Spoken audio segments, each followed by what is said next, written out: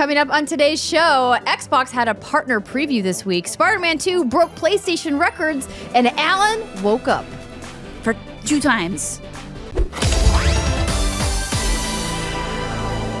Twice. But I was The second time. No, that didn't quite roll off the tongue. It didn't, but I got What's desperate. good, everybody, and welcome to another episode of the What's Good Games podcast, your source for video game news, commentary, analysis, and funny stuff every Friday. I am one of your hosts, Andrea Renee, joined in studio, live in person, IRL, Brittany Brombacher. Hello, we told you I'd be here. We did. We telegraphed it. In fact, we didn't just telegraph it. We literally just said it. Yeah. And Mrs. Rihanna Manuel-Peña. I am, in theory, here. Yeah. I mean, for all intents and purposes, you're here. Yes. YouTube.com/what'sgoodgames. Some great chroma key work happening, and special guest to talk about said woke up Alan. The host of Gamertag Radio, Danny Peña, is joining us. Hello, ladies. I'm back. It's been a while. I Can't know wait it's to been talk too about long. Anna Feels Wig. fitting that on our send-off episode that you are joining us, particularly on this week when we're going to be talking about Remedy Entertainment's latest offering, which will happen, a little bit later on in the show. But Danny, before we kick things off, how is everything going at GTR? Everything is good. Just released. Actually, we just recorded our Anna Wig 2 review episode. That's coming out very soon. But besides that, everything's been good. Just a lot of games. My God, it's too much. Way too many games to keep up. So, but not planning to take a break for the next couple months. Why's that? Why are you taking a break, Danny? Well, MILF, you want to say anything? So for everybody watching or listening on podcast, I should say, at youtube.com/what'sgoodgames, you can see that the 3 ladies on the show are all wearing matching apparel that is currently available at what'sgoodgames.com/store in both a t-shirt and a crop hoodie format. And Rihanna, what does it say? It says hot gamer MILF. Yeah, it does. Inspired by that lovely review. 5-star review. Comment. Yes. So it came from a listener? The idea? That's awesome. Yeah, it was fun, Danny, because we got 2 really nice reviews that week. One of them was like super heartfelt and kind or whatever, and then it was 5 stars, which is great. The next 5-star review we got was just someone who said 5 stars, I love hot gamer MILFs. And Hey, So do we. Look at that on brand. now Love look at it. We're embracing it. And then, in like a peak ADHD moment, I was like, why don't I spend 2 hours creating a design that says hot gamer MILF when I absolutely should have been doing something else? No, you shouldn't. This is great. Thank But you. it turned out pretty good. It's very pretty cute. It's I like very it. cute. I like. The other day we went out, Rhea and I, and she was wearing it, and she totally forgot that she was wearing it. There was people looking at her like, MILF, okay. Hell yeah. I wore mine out today. Oh yeah, Love I didn't wear mine out yet, but I do want to call out the t-shirt has our What's Good Games logo on the back, which is fun, but I couldn't put it on the back of the hoodie. Wait. There Instead, we it's on the sleeve of the hoodie. Yeah.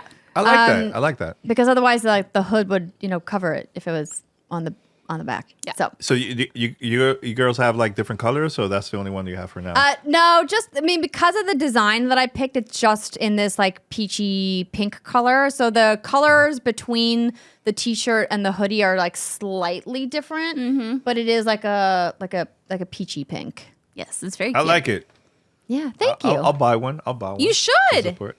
Danny? I support. Absolutely. I like that the controller is right where my belly starts. Hell yeah. Yeah, that's baby. Baby's playing right there. She's like, Getting all trained up. Yeah, Yeah. so everybody has probably been hearing our housekeeping for the last couple of weeks that this is episode 350. I always like to say whether this is your first episode or your 350th Okay, we gotta episode. cheers to that. We are excited that you are here. Cheers, Rihanna. That is a Cheers to big Danny. ass cup. Hey, we keep saying you can't drink enough water. Yep. And hold on, one second. One sip, everybody. Well, I have to say this.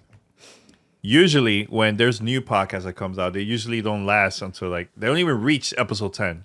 So reaching 350 episodes is a huge achievement. I was saying that to the ladies before too. So congrats. Thank you. That's pretty Thank good. you. I mean, we have Keep it up. quite a ways to go to catch up to you guys at GTR, but considering that we're a once a week show, I'm pretty proud of what we've achieved and what we've been able to do. And, we couldn't have done it without our amazing viewers and watchers and supporters, fans, and of course our patrons, people at patreon.com/what'sgoodgames that have been with us since the beginning. We will be doing our shout outs a little bit later on in the show, but of course, thank you to this month's Patreon producers, Chewy's Godson, Faris Attieh, Justin Foshee, and Punkdefied. We hope that by the time you guys are listening to this, that you also checked out our live stream that happened this week. We're recording this in advance of that, so hopefully it goes great. Oh, it was the best thing we've ever done. Andrea decided to gift me all of our gaming paraphernalia. What? And I all don't know of if the I want to whiskey. put that into the universe. Yeah, well, I just did. It's a lot. Also, you have a house full of your own stuff. I know, but it's not your stuff. You know how someone's stuff is always better than your own? Kinda. And it smells like you, and there's probably some cat hair. You just found a random cat whisker. I did find a few cat minutes ago. whisker in my keyboard. I don't have a cat whisker at home, so Well, I could find some more cat whiskers. that's weird. It is kind of weird. Yeah. You're not supposed to cut your whiskers off your cats, everybody. Don't In do case it. you didn't know, don't trim your cat whiskers. It's real bad. Yeah, don't do it. The whisker I found was just one that fell out because, from time to time they just, lose a whisker. And, Or maybe they had like an epic like battle in here, like when I was the duel of the fates. Yeah, and then somebody Right on the ripped somebody's desk. whisker out. Who knows? Just like grabbed it and yanked it. Yeah, Oh, maybe. Wow. I mean, they do fight daily. Well, they're brothers. That's what happens. Yeah, it's true. Anyway, we digress. We will be coming back in February 2024. This feels like a long time away. Because it is a long time away. Yeah. But look at these wonderful reviews that we got from people who are loving the show and also, nostalgically sad in advance that we're going to be gone. Yeah, I'm going to try to read it. You might have to make it a little bigger for me. I got Okay, you. cool. Isatel? Is that what that says? Who said, definitely definitely my favorite gaming pod. Sad we have to wait so long for the next. And then this lovely review, thank you, came from TNR Sax 1. And I thought it was a very sweet review to send us off. We're going to miss you while you're gone. I stumbled across your show in 2020 when I started driving trucks. I quickly discovered how awesome you ladies are and binged all previous shows. I've been a loyal listener since. I look forward to every show as they make my Friday drive go by much quicker. Your reviews have inspired me to try new games that I wouldn't have tried before, and Brittany's love of scary games has given me some good suggestions to pass on to my daughter, who, unlike me, can you scroll up, please, enjoys those types of experiences too. I'm going to miss the What's Good Awards this year and finding out whose horsey was the best. I do hope you enjoy the time off and get some good R&R in. See y'all in February from Dave in Texas. Aw, thanks, Dave. So sweet. What a nice review. I know. Also, binging all of our shows is a lot of content. I feel should like look that up would be just fun. how many thousands of hours of content that is. A lot. But then you know how wrong we were with everything. We were always wrong. Listen, we're never going to get it right all of the time. Nobody does. But we had some fun takes. Definitely lots of funny takes. Yeah. Still haven't got my Final Fantasy IX remake or my Ocarina of Time remake. 350 episodes. What the fuck are you doing, Square Nintendo? You know what they're doing. Making them. Oh, by the way, Probably. breaking news. I have a message for Brittany No, it's probably for that stupid. from Paris. He says that Resident Evil sucks. Oh, no. Well, Well, tell him he that- needs to I'm get just- a I'm- name I'm that's reading not it. based off of a city, and then maybe I'll take him seriously. I don't agree. I'm just reading it from here. I mean, but that's also like the lamest insult ever. Really, that's the best you could do, Paris. I was trying to be on your side here, but you can't be creative. That's what Wow. happens when you get old, Andrea. When you get to Paris's age, you just kind of lose a little. Listen, Paris, you brought this on yourself. I don't believe in elder abuse, so I'll let it go. Wow. Dang. Well, on Damn, that Brit. note, why don't we move into the news? Today's show is also brought to you by ExpressVPN Factor. and Shopify, but we'll tell you about that in just a little bit because Xbox had a partner preview, and because they knew that we were watching, they started with Brittany's husbandos. I got 5 pages of notes on this, but I'll keep it short and sweet and tight. Yeah. Okay. So what we did know about this is, well, it's going to be 30 minutes based off of partner titles. They did make it very clear. Don't expect any Activision Blizzard news. Don't really expect, I think they said no new game reveals, whatever. But what I thought was really interesting is that they said they were going to be dedicating some time to showing in-game activities you could do in the new Like a Dragon game. And I thought that was really strange because they've already done a lot of deep dives on this. I'm like, what would they possibly be showing? But within like asking Andrea, like a minute, not even a minute, maybe 30 seconds of this, I was like, oh my God, is this some Animal Crossing Yakuza fucking shit? And turns out, friends, it is. So every Like a Dragon game or Yakuza game has some sort of major mini game within it, right? You had the Ichiban Holdings in the last one. You've had the oh God, I almost called it a brothel. It's not a brothel. What's the hostess club? Yeah, I was gonna say like an escort house. But yeah, no, it wasn't right either. It's the hostess club management. But for this one, this looks like to be their biggest and, like, quite frankly, their best yet. So this is called Dondoko Island. And you, my friends, are managing an island resort as Ichiban.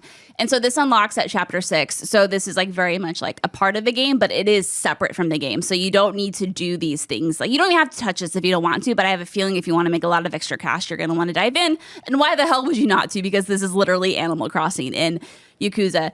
And so it says, welcome to your vacation within a vacation where a cozy DIY lifestyle awaits. And then it starts showing gameplay, right? And so what I did, and I took notes for probably, I don't know, like 45 minutes. I paused the screen and I like analyzed everything. I analyzed the HUD and I was like, this is like a farming sim. So on the bottom right, the first thing you see is Dondoko Dailies, okay? And here are your tasks, friends. Place 5 furnishings outside, collect resources, destroy 5 rocks, catch 5 bugs, and gather 7 specialty mushrooms. Okay, I'm already sold with that. And then you look underneath, there's like 7 different crafting materials that you can collect. He's equipping tools that you can upgrade, and that makes it more efficient.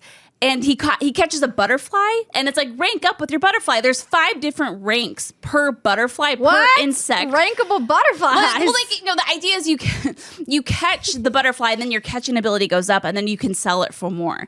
Like, this is going to be the best farming sim than any other farming sim. Like, probably it's going to be on par with Stardew Valley. Probably not, but I'm just getting very, very far ahead of myself. So yeah, all of the good things are there's fishing with the fishing spear. Then you get into the building and the furniture, which we're seeing on YouTube right now. There's over like 15 different types of tile, and everything you're doing is gamified. So there's a satisfaction popularity ranking, there's livability rankings, and then your overall resort star ranking. And as you're watching this furnishing, you can design any house you want. Like, here's a tiger. Why is there a tiger in a house? It doesn't matter. Don't worry about it. If you want a tiger in a house, you can put a tiger in your house. And then you can build the resort town in your house any way you want. And that is just like, I was not expecting this at all. You can place motorcycles, plants, huge ass statues, lawn chairs, shops, apartment buildings, anything you want. And you can gift items to residents. And some of these residents are going to be like iconic characters from other Yakuza games, like the Obatarian, which is from Yakuza 0, who is like one of my favorite NPCs of all time. And Pingwing! And then you have Pingwing the Parrot, who is like MVP. And every resident they have requests, right? So someone might want a minimum lodging rank. Like, someone might be content living in a cardboard box and someone might not. Someone might want to live in a mansion. They might have enrichment requirements, decor preferences, or they might want to stare at jellyfish all day. And like, that's all stuff you're going to have to do to completely maximize the amount of money you're going to get from them. And then there's obviously enemies like thugs and apparently boars. And anyway, this beach and entire area itself is just gorgeous. There's crystal waters, there's beaches, there's cliffsides, there's lighthouses. Like, I can't believe this exists. I never in a million years would have predicted this. In Like a Dragon Ishin, we did get like a little mini farming game, which was like, you know, it was like bare bones, but it was cool that it existed. But this is like the fucking shit. It's such an over-the-top take on a minigame, which is very Yakuza, right? And the idea that they put something this extensive inside another game is just a testament to the ambition of RGG as a studio and just what their team is capable of. It almost makes me feel like somebody on the team wanted to do this as a standalone game, and Sega maybe came in and was like, I don't know, it's probably not going to sell as a standalone, this and this. Why don't we just like put it inside Infinite Wealth? And they're like, I guess we could do that. I'm just like, it's wild. Like, this is such a, this to me sets an impossible standard for mini games. And they always have. Like, but that's the thing. Like, we talk about it a lot, but they oftentimes get buried because it's like, you know, you just see like the main story of Yakuza and Like a Dragon, that you forget like the amount of work in the Hostess Club and Ichiban Holdings. I mean, Danny, I know you played Like a Dragon. Like that was an intense mini game. There's a lot that went into that, and so much thought and care goes into this silly ass game. I do hope that it maybe encourages others to play it, although it doesn't unlock until chapter 6, which might not be very long. But what does that mean? okay, so the games are always broken down into different chapters, right? And each chapter could be an hour, it could be 2 hours. It just depends on how you follow the narrative. So it looks like this starts off with Ichiban riding a dolphin to the resort, because of course it does. So my guess is what's going to happen. They're going to set up the story. They're going to like get all their players in place. And then something's going to happen where this resort becomes available. And there's going to be maybe a mandatory mission that takes you there. And then it's like, okay, you can play this or you don't have to play it. And then the rest of the game will continue. So you're going to have to get through like the beginning stuff first before it unlocks, because narratively it would have to do that to make sense. Yeah. But anyway, that's me. That's my opinion. I'll stop talking now. I was going to ask you a question. Do you prefer the RPG, like the RPG side of the game, or you want like the old school traditional beat 'em up games from Yakuza? For you as a fan. It's hard because when you're playing as Kiryu, I want the old style beat 'em up, which is why I'm really excited that Like a Dragon Gaiden, the man who erased his name, is going to be that game again. It's never really been Kiryu style to be like, the whole story is Ichiban loves Dragon Quest, right? And that's why he envisions his battle style being like a turn-based RPG. Kiryu just likes to punch shit. And so it makes sense for those games to have that sort of combat and for this game to have this combat. But I do know Kiryu does get the RPG treatment. And I think at some point he can break away from that in this game. I think that's kind of what someone teased. Anyway. Oh, really? I thought I saw something like that, which would make sense. Like if you're playing as Kiryu and he like gets a special or something, all of a sudden you can like freeform it, right? Like that would be cool. But I don't really care. Like, listen, the whole reason I play these games, though, is for the craziness, the tone of it all. It just pulls off that beautiful mix of serious and silly. So I don't really care too much about the combat, but I will say the RPG stuff is really fun. So. Yeah, I mean, that was my first Yakuza game, the Like a Dragon, the first one. And you're going to play the new one, right, Gaiden? Yeah, I'm definitely gonna play it. Yeah, it looks cool. Coming it to looks Game cool.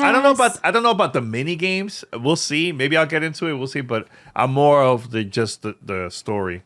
Yeah. That I definitely want to play that. So. Yeah. That's in January, right? So first. January 26th. I mean, great way to start the year Oh, yeah. with that. Oh, it's going to be glorious. Oh, my God. I can't wait. So, question: this one is gonna release on all platforms at the same time. And I know the last one was. I think it was like Xbox exclusive for like a month. Something like, Because it came out- I honestly can't remember. That feels Yeah. like, but yeah. Which is so funny because these games were on PlayStation only for the longest time, I feel like, right? And then they came to Yeah. Game Pass, and then the remaster collection started coming. Yeah, so it's great. It was a thing Yeah. that Phil spoke about specifically when we started the Xbox Series X and S generation, how Microsoft Gaming had a priority to bring Japanese studios back into the fold with Yeah. Xbox because it was a clear like gap in their portfolio. And obviously RGG stepped it up and said, we'll partner with you. And Sega clearly managed that relationship, right, as their publisher, and said, like, let's make this happen. And look at, if Xbox hadn't put all of the Yakuza games on Game Pass, would Brittany's love of these husbandos ever blossomed? Probably not. I think that, and I think COVID and PAX, because PAX East 2020, baby. That's when I was sick, and I was The like, faded PAX. yeah. And you know what, too, Andy? Sega has been like the publisher that have been releasing a lot of games on Xbox, even during the early days of Xbox. Because I remember that's when they had like a couple exclusives from Sega. It was like Panzer Dragoon, Orta. There was also Jet Set Radio, the Jet Set Radio Future. And I believe that also Shenmue 2 was exclusive on Xbox here in the States because it never came out. It came out in Europe. So, yeah, they always have that relationship. And I remember when we interviewed Phil for our 1000 episode, that's when they just got back from Japan. And he was really pushing about, getting more Japanese games, to the platform and everything. So it's good to see that they're getting a lot more support from Japanese studios now. Oh, and look at Final Fantasy 14, right? That was an announcement. Everyone lost their mind, which is great. Yeah, really good. Let's do it. Do it. Speaking of announcements, there was a lot more announcements that happened inside the Xbox partner preview that we watched earlier this week. We're not going to go over all of these bit by bit, but I'm just going to run down a couple of them. So we did see a little bit from Ikara Will Not Die, from Future Lab and Thunderful, which is an upcoming roguelike. And then we did see another look at Still Wakes the Deep, which is this kind of thriller from the Chinese room. Oh, Danny, what did you think about this? That looks creepy as hell. I'm ready. But see, they never showed they didn't show anything. You only hear sounds in the But I background. love that though, right? Yeah, I love that. But I just want to see who, what's going on. But I don't want to see that until I'm actually playing, right? Yeah, Like- you're right. But so this is coming from the Chinese room again. Amnesia, Machine for Pigs. Everybody's gone to the Rapture. They've done other stuff. So here's a synopsis. 1975, disaster strikes an oil rig off the coast of Scotland. Navigate the collapsing rig to save your crew from an otherworldly horror on the edge of all logic and reality. It's a first-person narrative horror game, and you can search for your crew and help them survive, if you can. You have no weapons, no powers. You can run, climb, and swim. Bria, I'm assuming this is a big fat nope for you. Oh yeah, this is a hell no for me. Yeah. But That's a big no. But that's why you got Danny, right? yeah, Of course. Yeah, I'll be a passenger princess as he plays this one, and just watch through my fingers. You know what? As a fan of horror games, I'm glad to see more horror games coming out. Like there's been a lot lately, and it's been good. Yeah. And what I love really too is I don't know for sure, maybe Danny, if this is just a air quote walking sim where you just can like move around. I know there's no weapons or anything like that, but maybe there's stealth, maybe there's some sort of hiding mechanic. Like I don't totally know, but I kind of love that because and that's what the first layers of fear was, right? And you both like puzzle elements. And I just love that because I feel like it takes all that pressure off and you can just enjoy this structured story that the developers want you to play and carefully crafted scares. And that's like what I love. But yeah, you're down there in the depths of it and you hear all these groanings and these shriekings. Like, what is it? I don't know. The ocean's freaking scary anyway. It looks grimy as hell. I can't wait to try this out. Oh, and it looks like an oil rig. You wouldn't think that's an exciting place to put a game, but my God, it looks good. No, it looks terrifying like it's supposed to. Let's not go there. It doesn't feel like a place that I want to be. We get the question all the time of what's a imaginary video game world you want to spend in? Not that one. You Not and that Ree one. can do Dungeons of Hinterberg World because that looks pleasant. Yes. And Danny and I will send you a postcard from the haunted oil rig. Well, let's just talk about Dungeons of Hinterberg then. So I'm going to pull this up. So this is a game that we got to see a really nice look at back at the Xbox Showcase in June around Summer Game Fest time. And what I really liked about this game when we first saw it was that it kind of surprises you. Like you think, oh, I know what this game is. It's going to be, like another like dungeon crawler, like roguelike. But it's like, no, actually there's a lot more to this game than meets the eye. And we got a really cool behind the scenes look at it when we were, live at, the Microsoft Theater and got to see everything in person back in June. And this game is so ambitious, what this studio is. And it's a relatively small studio that's working on it, but it basically is like a social sim game and a dungeon crawler roguelike, like baked into the same game. And I've never really seen this kind of a concept before. And when they showed me how it works, basically you go around and talk to people in the town between going on like your dungeon runs. And I'm trying to pull up some footage here. And the conversations you have can like give you buffs for when you go into your dungeon that actually have like gameplay implications, which is such an interesting concept. And they kind of dug into that in the trailer today about like how the social aspect and the social gaming aspect of the people you're going to meet in this town actually affect the way that you're able to fight when you're inside the dungeons. Now, Rhea, I know you're super stoked for this one, right?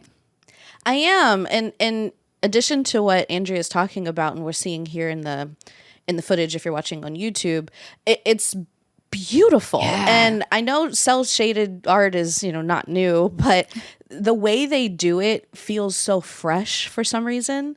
And the animations with the actual dungeon crawling and like the attacks that you're doing as this character are just so striking to me. Like everything I see here looks like it's a screensaver or a t-shirt. Like I can't get enough of the art style. And that, in addition to the fact that it is a roguelike, which I'm starting to get very into, right? Yeah, Mrs. Hades, look at you. It has a lot to do with that. But then also the social aspects in upgrading your kid and your skills and everything, and continuously going back and forth between these two game systems. It reminds me a lot of what I really loved about Cult of the Lamb, where there's really deep mechanics and really rewarding mechanics in these two separate aspects of the game, and it seamlessly blends wanting to be in one side of it and the other. And I like games that encourage me to keep going back and forth between fighting and talking and learning about this town and learning like the history of this place, and then going and discovering something in real life because this character is an explorer, and that's, you know, they're gathering information about this environment and then going back and talking about it with the people who live there. So it's just very engaging, and it looks like one of those games you could lose hours and hours into without even noticing. Yeah, excited for gorgeous. this one. Beautiful. Yeah, there was like some really good nuggets in here. We got to look at RoboCop Rogue City. We also got to look at Mana Lords, and they announced that it's going into game preview on April 26th and coming to console TBD. But a lot of us were kind of having some convos online about Metal Gear Solid. So this was interesting because Brittany and I got to watch this showcase together, or it's not a showcase, it was a partner preview. Let me be clear. The verbiage matters to the marketing peeps. Pushes my glasses. It matters. And we remarked on how neither of us really got into Metal Gear. I dabbled a little bit in MGS4. I played a little bit more of MGS5. Just none of it really stuck with me, but I was really impressed by what the remake is shaping out to be and the footage that we saw today. Danny, were you a Metal Gear guy? Nope. Yeah. No. Well, shit. It's not my thing, but the game looks beautiful though. I was like, I will definitely want to try it out now that I got to see how the game looks and everything. But the graphics looks really impressive though. Yeah, Really, and I really think that's the impressive, kind of the question I would have for an expert is, so we have the Metal Gear Solid, the remastered collection, whatever it's called, right? I know that's been making the rounds as it not being great on PC or maybe not great on Switch, whatever. This is a remake of Metal Gear Solid 3? Yes. So I guess like my question would be, why would they remake 3 and not the first one? Why did they start with Resident Evil 2? Because the first one already got a remake, and Resident Evil 2 is the most iconic and most successful game. However, it doesn't really follow total chronological story, different characters, et cetera, et cetera.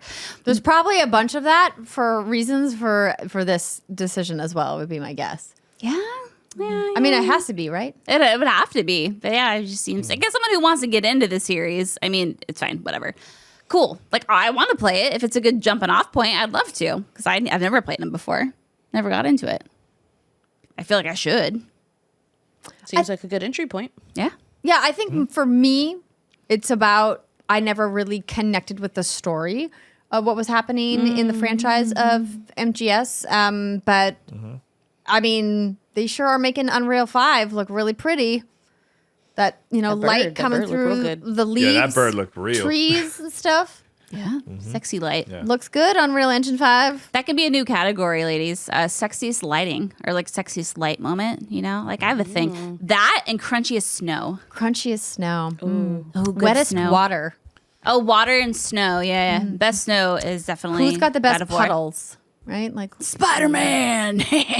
not Unreal 5. In fact, Thanks, Andy. proprietary engine called very glamorously the Insomniac engine. We'll talk about Spider-Man in just a minute. I'm going to kind of cruise through some of these because we got a lot more show to get to. We got to look at Spirit of the North 2, more Foxy Friends, exciting.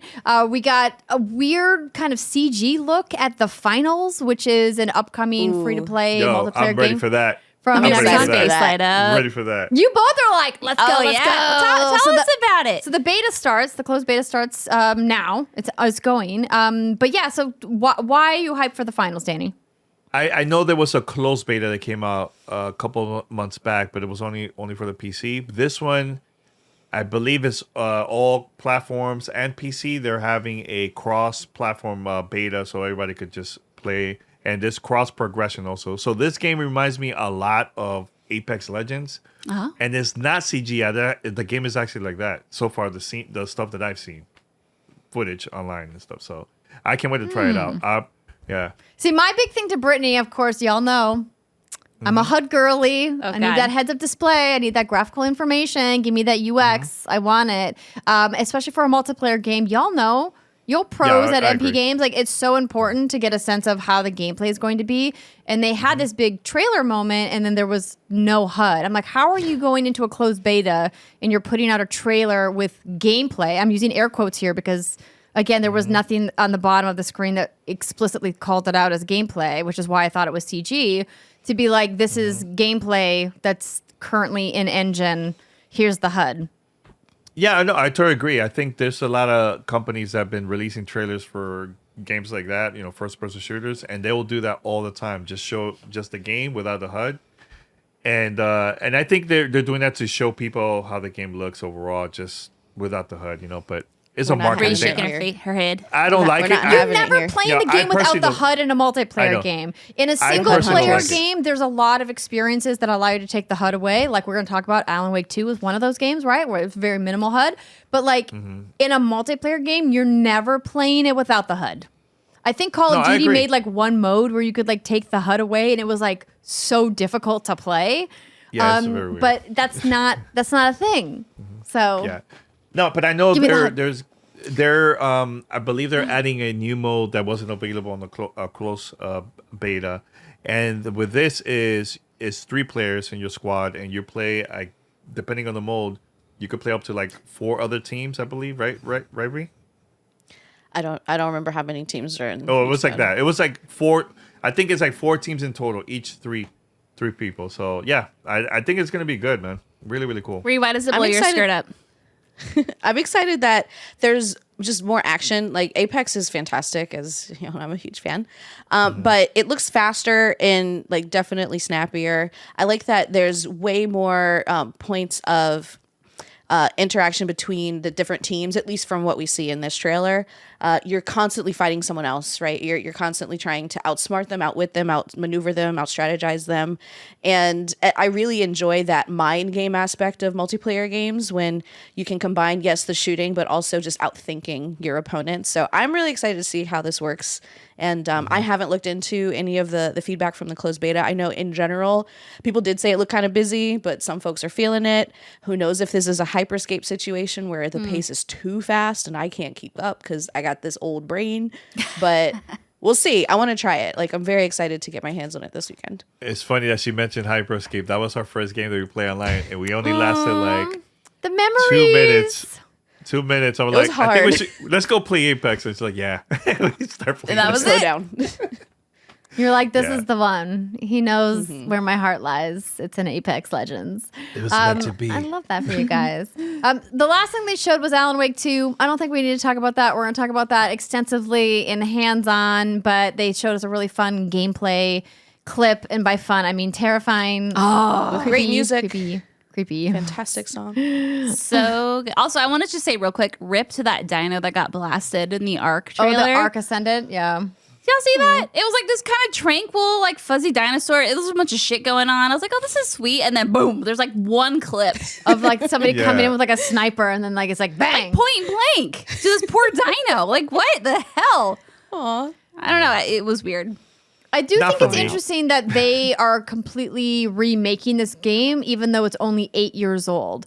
So the Ark Survival Ascended, the blurb from Xbox Wire said it's been remade from the ground up, utilizing next-gen tech with support for cross-platform modding with Unreal Engine 5, and that it also is going to take advantage of really high, like, technical jargony things like lumen lighting, nanite mesh rendering, chaos physics, and more.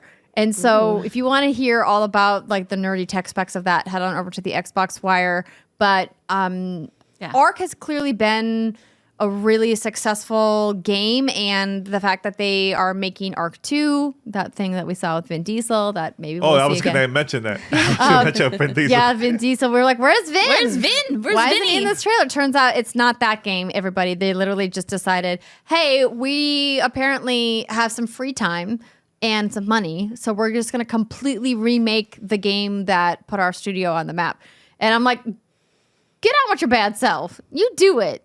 And then so they still have ARK 2 coming and ARK the animated series. So they've got, a lot going on. But I do want to move into a couple more stories before we get into hands-on. But before we do that, I want to let you know that this episode of What's Good Games is brought to you by ExpressVPN. Going online without ExpressVPN is like changing your clothes while leaving your window wide open. Hey, I mean, you might not have anything to hide, but why give random creeps a chance to invade your privacy, am I right? I mean, they could at least sub to your OnlyFans. It's not easy to think about, but I'm here to remind you that when you go online without using a VPN, internet service providers or your ISPs can see literally every single website you visit. Yeah, they literally can, every single one.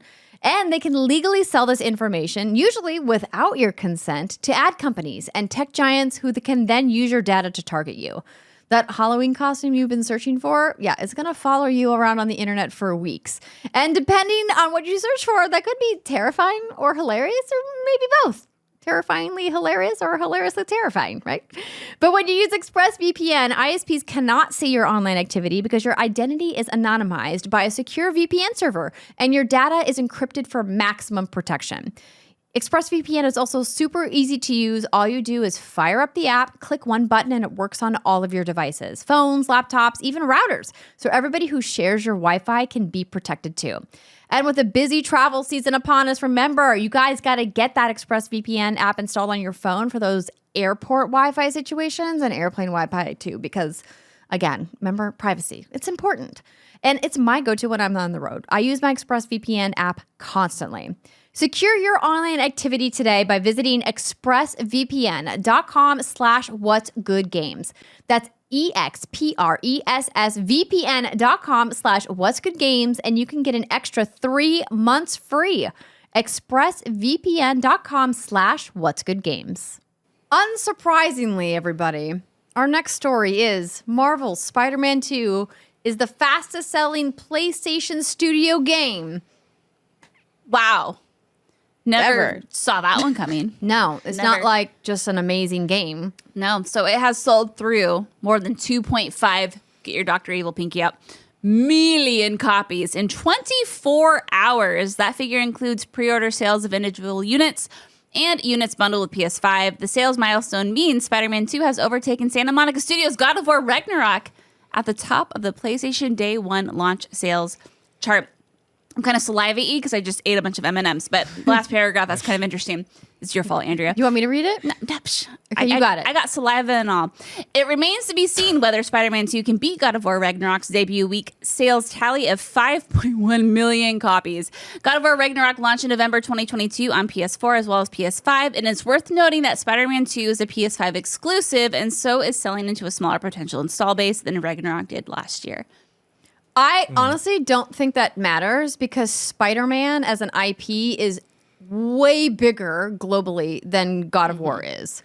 Like, the name Spider-Man is huge. It was a thing when I was in my early years covering the streets of Comic-Con for, Escapist News and GT News and Clever Games. And in my early years, like Spider-Man, anything always got the views. Like, constant views, like no matter what, if the game was shit, if the news was shit, if it was like literally just like a scrap of anything, we always put Spider-Man in the title because people just clicked on it. People were obsessed with Spider-Man. He's one of the most popular superheroes around the globe. My 2.5-year-old is Spider-Man for Halloween. Like, what is that? I got him a Spider-Man robe today. I got him Spider-Man slippers, like, and shoes. Like, he loves the Spider-Man. I mean, Spider-Man's great. Yeah. Everyone knows he's like a universally recognized hero. Yeah, that was me when I was a kid too. Yeah. I was all dressed up. Yeah, I had underwears, t-shirts, all kinds of posters. Yeah, as a kid. But here's the thing too. Even during the pandemic, the Spider-Man out of all Marvel movies, that was the one that was like the most successful because a lot of people went to the theater just to see that movie, New Way Home, right? It was so good too. Yeah, it was really, really I good. had never saw it. Yeah, But, really? like, Oh, you gotta watch it. That's the thing. The really case good. I was making was that last week or 2 weeks, whatever. Doesn't matter. Is again like Last week. Yeah, I am the case scenario for this. I don't watch the movies. I don't read the comics. I don't watch the TV shows. I mean, I will be soon because my kid loves it. But I'm like day one. I mean, if I didn't get a review copy, I would have picked up that game day one because like it was so good and it's always so good and it is still so good and I need to finish it. Yeah, it's game of the year contender for sure. Well, I want to bring up something because this was like a very controversial conversation that happened this week. Ooh, Okay. About Spider-Man. Okay. So, there was conversations where people were saying that why Miles Morales had a Cuban flag inside his apartment instead of Puerto Rican flag, where I think it was a mistake by the studio. It wasn't like Insomniac, something like on purpose. And it wasn't something that was on purpose or anything like that. Because when I went to the preview event, I remember playing as Miles Morales. You could select any of the outfits in there. And one of them was the Puerto Rican flag, the correct version. So I think it was just a mistake. And people were saying that because of that, the game was like rushed and all this stuff. I'm like, nah, there's no way. The game is fine. It was just a mistake. And I talked to the team and they said they were going to patch it, I think, very, very soon. I think sometime. So can you Like a couple days or explain so? what For the context, error was? the- Just Yeah. Yeah, I was going to give that. Oh, sorry. Thank you, Ree. Sorry about that. Yeah, Ree, go ahead. Yeah. So the flag colors and the Cuban flag and the Puerto Rican flag are literally just reversed. So the blue and the red and the stripes and the star area are reversed. So it's a simple mistake to miss if you're not used to seeing them. It doesn't excuse the error, but it is something that is obviously just a mistake. Yeah, you know, when John told me that this story was going on, he's like, "Did you see like the latest internet drama?" And I was like, "What drama?" I was like, "I'm not, you know me, I'm like very offline these days." And he was like, "Oh, well, there was this moment with the flag," and I was like, it's so obviously like a mistake. Like Insomniac has such great attention to detail, and they do such amazing work. Like they wouldn't do this intentionally.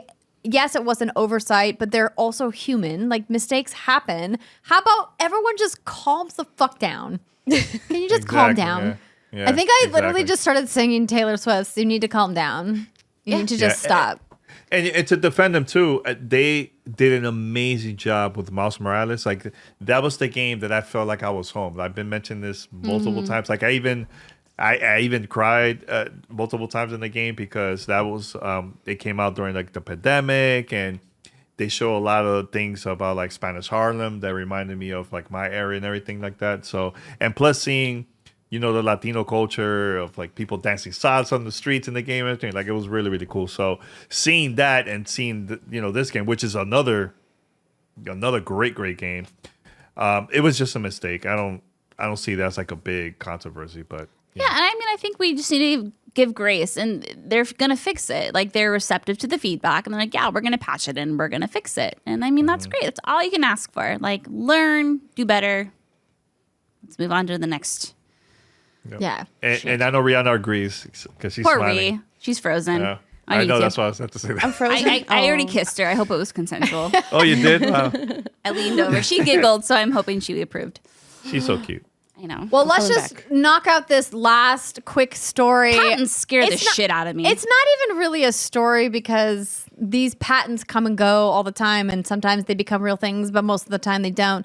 Sony has patented a new PS5 controller designed with slots for charging earbuds built right in, which to me sounds like bad design because there's no way that you can build a compartment inside a controller where earbuds can fit and the charging components can also fit, but then the controller remains light enough and ergonomic enough that you're going to want to play and hold it for hours. This to me sounds like a thing that's never going to come to fruition. Can you go back to the story real quick? It does note too the patent includes images go scroll up. There you go. Showing the slots in several different positions on the DualSense, including one beneath the touchpad, suggesting the exact configuration of this new PS5 controller still had not been finalized at the time the patent was filed.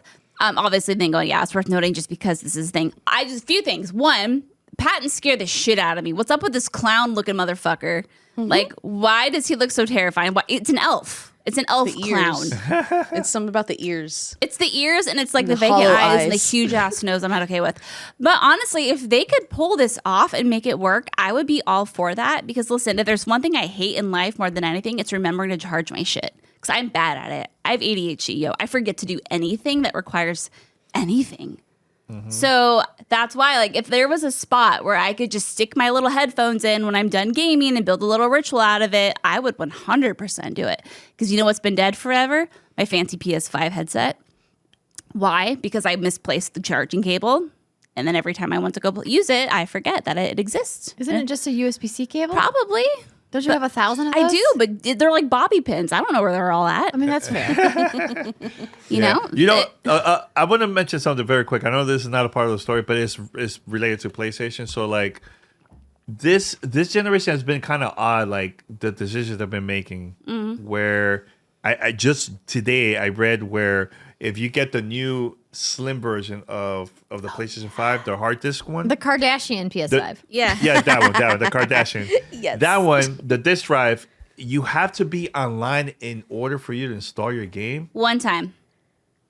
That is kind of weird. A though. one-time online connection to install the disk drive, to the PS5. It feels But it- like what Xbox did way back when. But there was a reason Right? for it, Danny, that I can't remember because it went way over my head. But there was a reason for it. Something to do with a requirement of licensing and da-da-da-da-da. Because all the licenses DRM? are now digital. Yeah, whatever it was. But, I mean, I don't know. Technology's fucking don't weird. know. It's just weird. I don't know. It's just weird because I remember people were bashing Xbox for doing that during the Xbox One days.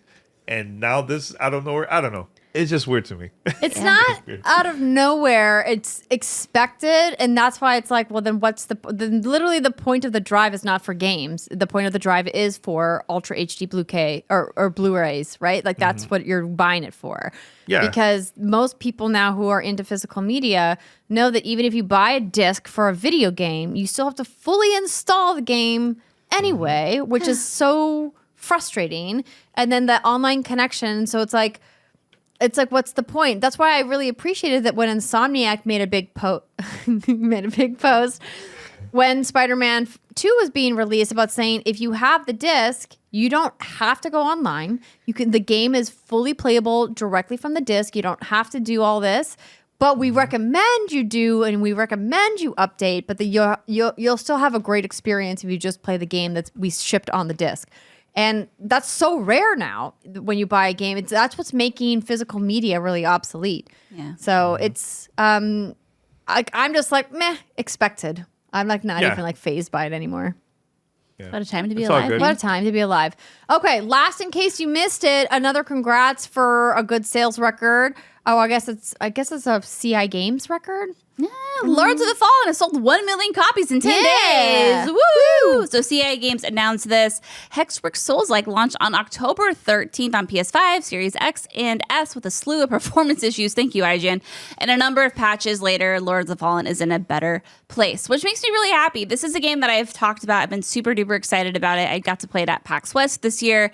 But like, it's been busy as hell. We've been covering a lot of stuff, and I haven't had the chance to sit down yet. And you know what? I think this is one of those instances where I'm actually happy that it worked out that way, because from what I understand, the game is in a much, much, much better place, just like IGN said, and much more stable and fun to play. Because, I mean, this looks like a really great cooperative experience, and you don't get a lot of Souls-like co-op games. Elden Ring obviously is one of them, but that whole co-op thing is Was it really like, co-op though? It's very weird. That's a very conversation weird for another co-op. day. we do. But Maybe no, a conversation we already had. this is, we've had that conversation. Really great news. I'm really excited to hop into this, especially during the hiatus. And With that lantern. Yeah. The game is fun. I think the game is fun. It's a lantern game. the lantern The game. lantern. Yeah, Ree. Aw, Lanterns. I need to get you a lantern. Scary, terrifying lanterns. Well, congrats to Hexworks and CI Games for 1 million copies in 10 days. That's definitely an achievement. And Brittany, you let me know how it is, because that game made me real scared when I played. And with that, we are going to take our break. When we come back, we're going to be talking about, you guessed it, the woke up Alan guy. He woke up again.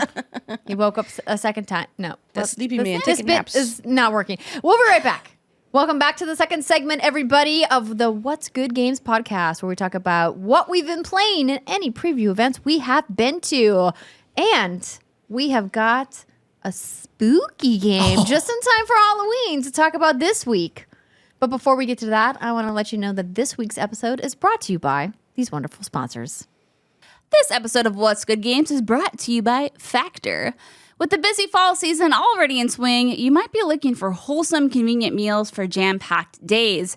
Factor, America's #1 ready-to-eat meal kit, can help you fuel up fast for breakfast, lunch, and dinner with chef-prepared, dietitian-approved, ready-to-eat meals delivered straight to your door. You'll save time, eat well, and stay on track with your healthy lifestyle. Too busy this fall to cook, but want to make sure you're eating well? With Factor, skip the extra trip to the grocery store and the chopping, prepping, and cleaning up too, while still getting the flavor and nutritional quality you need. Factor's fresh, never frozen meals are ready in just 2 minutes, so all you have to do is heat and enjoy and then get back to crushing your goals. Relish the best of autumn with fall flavors. They're limited time only hearty, comforting meals featuring seasonal veggies like cranberry pecan chicken and apple Dijon pork chops. Ready in just 2 minutes, they'll satisfy your fall cravings during the busy season without the hassle or the dishes. And if you're looking for calorie-conscious options during the busy season, you can try delicious dietitian-approved calorie-smart meals with around or less than 550 calories per serving. This October, get Factor and enjoy eating well without the hassle. Simply choose your meals and enjoy fresh, flavor-packed meals delivered to your door, ready in just 2 minutes, no prep, no mess. Head to factormeals.com/whatsgood50 and use code whatsgood50 to get 50% off.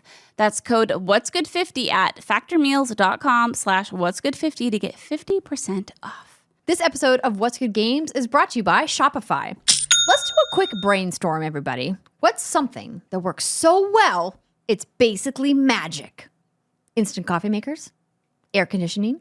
Spider-Man 2's fast travel system? What about selling with Shopify?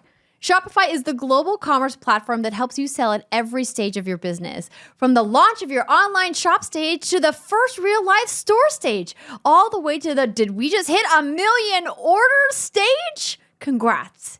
Shopify is there to help you grow. Whether you're selling scented soap or maybe you're offering outdoor outfits, or maybe you're like us and you're selling custom pins or water bottles, Shopify helps you sell everywhere. From their all-in-one e-commerce platform to their in-person POS system, whatever and wherever you're selling, Shopify has you covered. Shopify helps you turn browsers into buyers with the internet's best converting checkout. Did you know it's 36% better on average compared to the other leading commerce platforms? That's a lot of percentages, guys. And you can sell more with less effort thanks to Shopify Magic, your AI-powered all-store. Sometimes AI can be good, you guys, because with Shopify Magic, you can whip up captivating content that converts. I love that. Captivating content that converts. It just rolls off the tongue. From blog posts to product descriptions, you can generate instant FAQ answers even. Pick the perfect email. Send it every time. Plus, Shopify Magic is free for every Shopify seller. So whether you're doing small batch custom merch or selling millions of units of products, we at What's Good Games love Shopify because it makes running your business of all sizes easy peasy lemon squeezy. Shopify powers 10% of all e-commerce in the US. That's a lot. That's a lot of stores, you guys. And they're global force behind Allbirds, Rothy's, and Brooklinen, and millions of other entrepreneurs across 175 countries. And Shopify's award-winning help is there to support your success every step of the way. Because businesses that grow with Shopify. Sign up for a $1 per month trial at shopify.com/whatsgood, all lowercase, everybody. Go to shopify.com/whatsgood to grow your business no matter what stage you're in. Shopify.com/whatsgood. Ladies and gentlemen, it is that time of the month. And because it is, well, not that time of the month. Well, maybe it is. for a while. Well, maybe it's your time of the month. We digress. We're talking about our wonderful patrons, Brittany, always dragging me into the gutter every single time. You set me up for a home run every time. I did. It's not my fault. We want to say thank you to our wonderful community at patreon.com/whatsgoodgames for supporting us for so many years and supporting our mission of inclusivity in video games and providing gamers of all kinds a safe space to talk about games and come listen about games. I think we don't talk about that mission enough, and hopefully you guys joined us on our live stream, or joined us, I should say, on our live stream, because I'm going to be talking about it a lot. Gonna get emotional, everybody. But before we do that, and before I get emotional, we're going to talk about our elite patrons. So this is where we mispronounce everybody's name. I'm very excited. You ready? I'm very excited. Yeah. Okay. Do you want me to kick it off? I do. So you kick it off, and then we're gonna go to Got it. you, and then I'll go, and then we'll just do a little round robin. This is a really hard first one. Steve French. Dewey Reese. Harry Krishna Mehta. Dosame. Maniacal Mouse. Oh, I like that. Davy Strachan. A Casual Blasphemy. Omega Buster. Daniel Hull. Bored Ape Gamers Club. Excess Oddities. Trent Berry. Sean Eyeball. Brian R. Johnson. Justin Foshee. Patrick, do your laundry. Punkdefied. Rob Leonard. Trent Bennington. Faris Attieh. Jessica Bloom. Miguel Nevares. Tyler McCall. Martha Sella. John Rook Williams. Jackson Burgess. Gary Peck. Ring. Carl Milne. Wall of Bill. Teresa Adot. Jason Demers. Andrew Cotton. Jan Cousin. Nicole Humphrey. Oh, Oh, how fitting. ending with take a shot, everybody. It's John Drake. Drake. I tried to find Jack the one Hay. spot on your glass that doesn't have it. Poor John. He's off. Oh, yes, we can hear him outside the studio right now taking out the trash because it's that night of the week where we have to bring the cans down to the street, you know. Yes, it's dry wine. I do want to give a shout out to Gio Corsi, personal friend of mine, friend of WGG, big supporter of WGG. He posted some fun photos of him wearing some of the WGG merchandise that I sent him because he has some of our original OG merch, which Yes. some of you have. Some of the stuff that we never actually sold, but was only like exclusive for patrons and stuff. And I sent him some stuff because we've been working with a new merch team. Sorry, everybody in my Brittany's laughing because John is like coughing outside. It sounds like he's literally throwing himself against your house. Everybody in my family has had this weird cough forever. Anyway, Gio was modeling some new merch because we're working with a new merchandise person. whatsgoodgames.com/store. It's a little bit pared down from what we had before, but some different color options and stuff. So let us know what you blue think. he was wearing. Right? That bright blue. So I good. love it. You know, like, listen, we need more colors than just like gray. You know what I mean? True. But turns out gamers just like black t-shirts. I know it's That's a stereotype, but it's literally true. Like dark gray and black. Are you Yeah. are you calling me out? Because I'm Yes, calling you Danny, I'm basic, 100% Danny. calling you out. Look at your wife. Look at that beautiful peachy color That she's hot wearing. gamer MILF. Look how it complements her skin tone, her hair. It's how gorgeous she is. And he's like, black t-shirt. Yeah, you can, Hey, look. First of all, because you know what, we're going to talk about Alan Wake, so I had to, Okay, Put okay, the shirt on. represent. that's represent. fair. yeah. Oh, I'm trying to keep a theme here. Speaking of Alan Wake, let's get into what we're playing this week, shall we? Wake me up and Okay, we're not going back into this. We have a video game to talk about, Brittany. Okay, no, don't get sad on me. I'm I just love trying your to have tangents. fun, and she's trying to like piss on my leg and tell me it's raining. I'm not. So the problem is, ladies and gentlemen who are listening and watching, is that she's calling out to a moment that happened during our break, which you'll probably never see. Maybe you'll see. Maybe we'll make a clip of. We're talking about the man who woke up, whose name is Alan. All right, friends. Remedy Entertainment, along with Epic Games, Yes. put out a video game called Alan Wake 2. Yes. I want to first call out that I worked with Remedy and Epic Games. And so my thoughts on the game, I'm going to be a little limited, mostly because I haven't played enough of it. But also, I want to make sure everyone knows, yes, it was hired by Epic Games and Remedy to work on That's something fair for this to game. disclaim, but your opinions And are still that- very valid. And anyone who appreciate that. thinks that You always keep it real. are coloring your opinion because you got paid by them can go fucking kick rocks. I That's appreciate my that. opinion. Get But, that money. transparency is No, that's important. great. That's great. So calling it out. And That's also great. a big thank you to Remedy for giving all of us advanced release Yes. codes for the game so that we could check the game out and play the game. and talk about it on the show. Yeah. I had a lot of fun working on that project with Remedy. We talked about that panel already. A lot of the VO talent and the actors, and of course, Sam Lake, all really wonderful people. Danny, you've done several interviews with dev team members from Remedy, and this game was your most anticipated game for 2023. So I'm just going to kick it straight to you, Danny. Did it deliver on your most anticipated game of 2023? I could start with this. It's a masterpiece in my opinion. Like it's so Okay, a masterpiece. Yeah. Let's dig in. I have had, just let me say real quick before we get into this conversation, I have not had the chance yet to play Alan Wake 2 in its full capacity. Obviously, we did the preview event. It's been travel and other like commitments and whatnot. So I'm very excited to dive in. But I have been chatting with Danny over text message. And you got me so freaking hyped for this game. Yeah. The things you're saying, it's everything I want to hear. So if I'm quiet during this conversation, that's why. But I'm sure I'll have lots of questions for you. It's all good. It's all good. Now, my question is, Yep. have any of you played Alan Wake or any of the Remedy games? Yeah, I just played Alan Wake for the first time maybe like 3 months ago. Okay, like, so that one...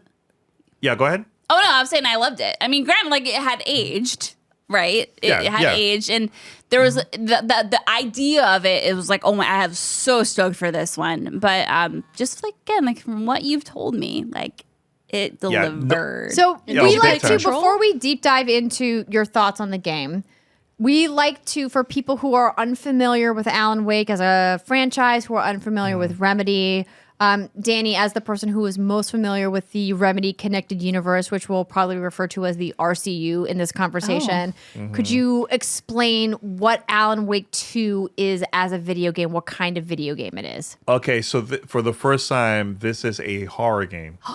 Survival horror game. specifically. Survivor horror, yes. So the original Alan Wake was more how I'll say this. It wasn't more like a suspenseful game. So Alan Wake is a writer. So originally he started as a writer for a TV show called Night Springs.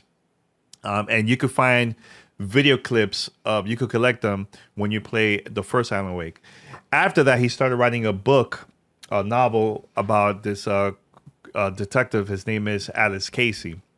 And originally, when at the first Alan Wake, when it came out, a lot of people, their theories was that this was about Max Payne, because also Remedy worked on the original Max Payne Part 1 and Part 2.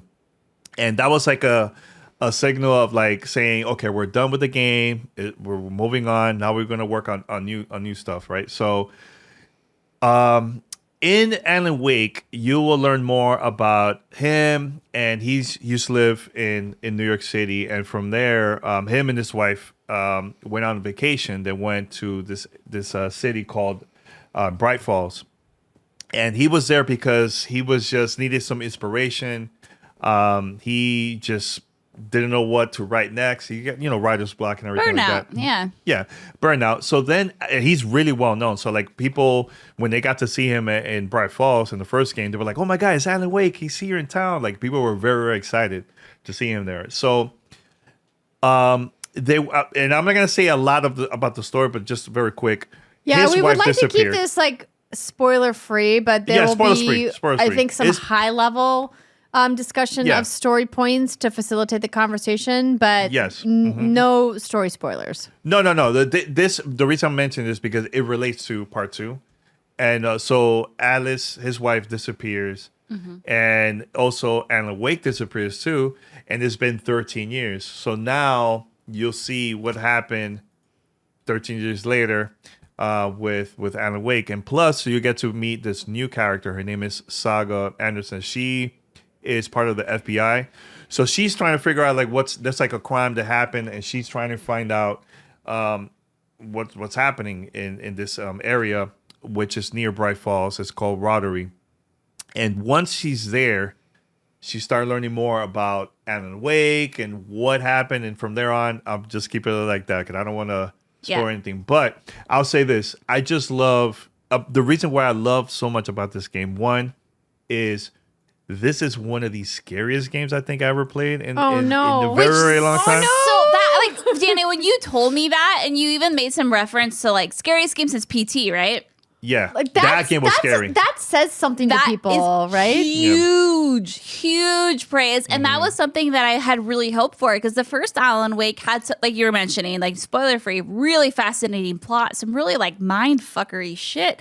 Oh, there's even more in this one. Right. I can only More. imagine. But the game almost had a little bit of identity crisis. Is it an action game? Is it a survival horror game? Like, what is it? But it sounds like this one, they're leaning in. They're even calling it like their first real like survival horror game. And you know what's wild? You know what's wild with no spoilers though, but there's a reason why this is a horror, which is mind-boggling to me. Like, I had no idea. And once you start playing the game, you're like, okay, Remedy, they're genius. It's like, this is top-notch storytelling. Like, the way how they presented everything about, not only about the new characters in Alan Wake, but also why everything is also connected and everything like that. So it's so well done. So Plus, the question for you, Danny, real quick, is like the thing that Remedy's really been talking about is that you can play this purely as Saga, purely as Alan, or as a mixture of both. So which route did you go? now you start off as playing as Saga, and Okay. then later you start playing as Alan Wake. And then you can switch, right? And you can switch, but I don't want to say much about that because it's a very important part of the game later. Okay. So just go with what your gut tells you to do, is what you're saying. you're gonna play with both. Okay. You're gonna play with both, and there's a reason because of that. So, but even if you've never played the first Alan Wake or you've never played Control or any of the Remedy games, this, like, playing as her, you'll discover a lot of stuff, and I think that Remedy did a pretty good job explaining about the story. Good. From that. Okay. But also, if you're a fan of Alan Wake and you played also other Remedy games, there's so many Easter eggs in here that connects to the previous games and Control and Alan Wake that it was like a better experience for me. So, like, I highly recommend for you guys to, you could play this game first and then play the other ones, and you're like, okay, now I get it. You know? So you don't can do have that to as well. have all the Remedy knowledge to enjoy this game, but you'll get something quicker. I know that's something Sam has talked about. Yeah, they've definitely spoken about that in Yeah. several interviews. And I do want to call out, because the Alan Wake 2 launch trailer was featured in the Xbox partner preview this week, they did an interview, and there was a little section of that interview on the Xbox Wire that I pulled that kind of describes the difference between the two sections. And it says, while Alan's sections are more, but not entirely, focused on puzzling, it's Saga who exemplifies Alan Wake 2's shift into full-blown survival horror, where the original game saw a slightly uneasy mix of dark, measured storytelling and action set pieces. Saga section drops us into a slower paced, more panicky form of combat. And when they wrote out panicky form of combat, I was like, that describes how I feel in the combat sections of this game exactly. Yeah. Like, I start sweating, I get nervous, I like have to turn all the lights on. And when we got the review guide, like the fact that they're like, please play in a dark room. Like, we can't talk about the specifics of the review guide, but like, they're like, please play it in a dark room. And I was like, but do I have to? I don't wanna. No, honestly, I think that makes the It's probably experience too even dry better. for you. Yeah. So Brittany took a sip of my wine that I'm drinking. I'm drinking a very nice dry rosé. I mean, it's not bad. It's just too dry for you. Let me get you a wine you'll like. I feel like I just like sucked a salt cube and my entire tongue not has been that shriveled. Okay. So Danny, Yeah. question for you. Yes. You. Okay, so when I played the preview, which was a very extensive preview, I did notice again, like this said, Saga is much more survival horror focused. I didn't really get the chance to go off the beaten path and do all the puzzles and whatnot because the kind demo people were like, yo, you need to stay focused or you're never going to get anything done. Did you find yourself able to explore and do puzzles and side content that felt meaningful? Yes, there's a couple where it will allow you to unlock a lot of like new weapons. There was one that I couldn't figure out. I just gave up. I'm like, you know what? I just kept on moving. That's awesome though. Yeah, and there's others where actually I completed the game. It took me like 20 hours or so, but there's one puzzle that I don't know what was the whole like how to solve it. So I completely skipped that. So now in my second run, I want to try out like the stuff that I couldn't unlock. Just gonna dig in and everything like that. So yeah. But I want to ask, in my time with the game in the early hours, I tried to do some exploration in specific settings, and I kept getting verbal prompts from NPCs to be like, hey, we're doing this thing over here, or hey, what are you doing over there? Come back. We're trying to do this thing. And it felt a little like Pushy? rushed of like, I wanted to like go down, like, because you have these really scripted, creepy moments where you're walking in certain environments with other characters and you see an open path that you're walking past and you're like, what if I just like veer off and go like check this out? And like the moment you deviate from like the scripted narrative moment, the other NPC is like, hey, come back. What are you doing? And I'm You like, know why? I'll tell you why that happened. Yeah. It's very early in the game. It's very early. Later in the game, you could start going to a lot more places. That's good in to there, know yeah. because, like I said, I'm only in the early hours of the game because of when we were able to get the code, and also my daughter got an ear infection and she had to stay home from school. And you know, babies and video games, it's a hard thing. That's all but, good. So I was only able to complete, a couple opening hours of the game, but obviously, like I want to see a lot more. So you can come back, Danny, is what you're saying. Yeah, you could come back, and actually, you're gonna go to a lot of those areas multiple times. You'll discover a lot more things and more. Oh, I'm so excited! This sounds like Resident Evil, man. Like, it's good, and that's the thing that I was like, how Remedy is gonna do this, like making this as like their first horror game, and I could definitely say that this is the best Remedy game that they ever created so far for and me. I have like, to imagine it's a fantastic mix of survival horror, like the Resident Evil, right? But also like that psychological Remedy shenaniganry that they've been known for, especially with games like Control, right? I have to imagine like you get that cool mix of the two. What difficulty level did you play on, Danny? normal, and right now because I just want to like rush it even more, I'm gonna try story. And hopefully on my third one, I want to try out the hardest difficulty. But I heard that after launch, I think within a month or so, they're adding a new game plus, which I definitely want to try that out. Where you can unlock more upgrades for both characters. I think there's also going to be like manuscript pages and extra video content that you could also unlock in the game. So like, for example, you could walk around. In the original Alan Wake, you unlock like episodes of like Night Springs, right? Right. With this one, you unlock a lot of like commercials and like funny stuff that's related to the town, and it's also related to the story. And also, one thing I have to mention too is I just love the mix of like the live action plus the game together. That did a really, really great job. Like everybody that worked on this game, like the actors and the voice actors, they did a pretty good job. Even Sam Lake did an amazing job. There's even a section where don't know say it, but there's a section where I was very surprised. No spoilers. Where it was like one of those like goosebumps moments. I'm like, wow. It reminded me of a moment from Control where there was like because here's the thing, they created original custom soundtrack songs, custom songs. Post of the Fall, right? They're the band. I love them. Oh, But there's it's more than just that one.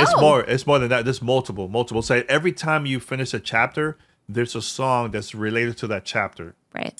Yeah. So you're gonna find like a lot of those things in there, man. I'm like, oh man, I've never seen that before. Like, I think the closest is either Control and also Quantum Break.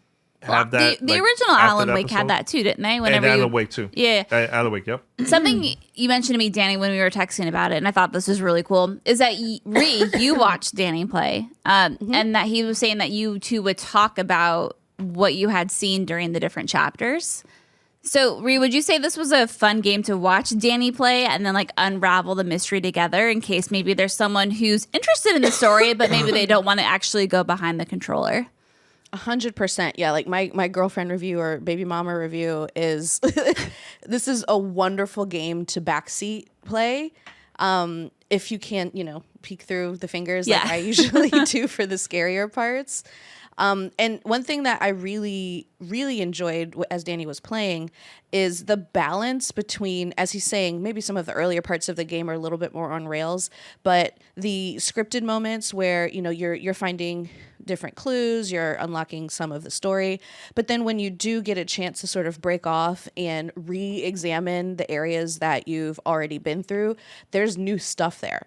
And there's like more things to discover, and they lead to, as Danny was mentioning, unlockables that allow you to upgrade your abilities and like fill out a skill tree. And those are things that I really didn't expect to see in a survival horror game from Remedy.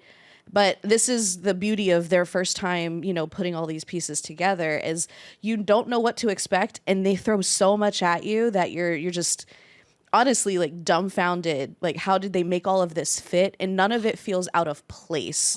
So as Danny mentioned, again, there's a lot of live action scenes in this game, and it's not like Quantum Break where it's like back and forth and back and forth. It's integral in the game. Like, it's part of the game. You feel like you're playing it while you're seeing the live action stuff. And it's very meta and mind fuckery, and it just works, and it's a joy to watch. The performances are fantastic, and the music at the end of each chapter, bangers. Like the album is great. Like, really great. I would love to hear a little bit more all different about genres. actual gameplay. Yeah, it's like one of my look. I love Hi-Fi Rush. I think that's like an amazing soundtrack.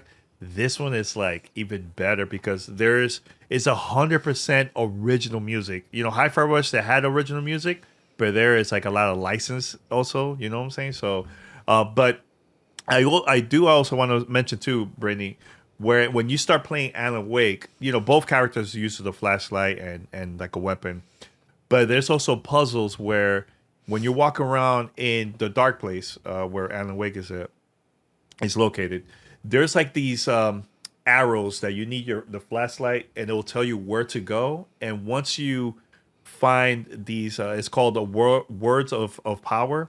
That helps you to like upgrade Alan Wake, where depending what type of weapon you want, Let's you can talk upgrade, about that actually, Danny, because that was one of my biggest gripes with Alan Wake, is there was no progression, it felt like, at all. Oh, there is for both. In Alan Wake too. Okay, so like, What's the progression look like? yeah.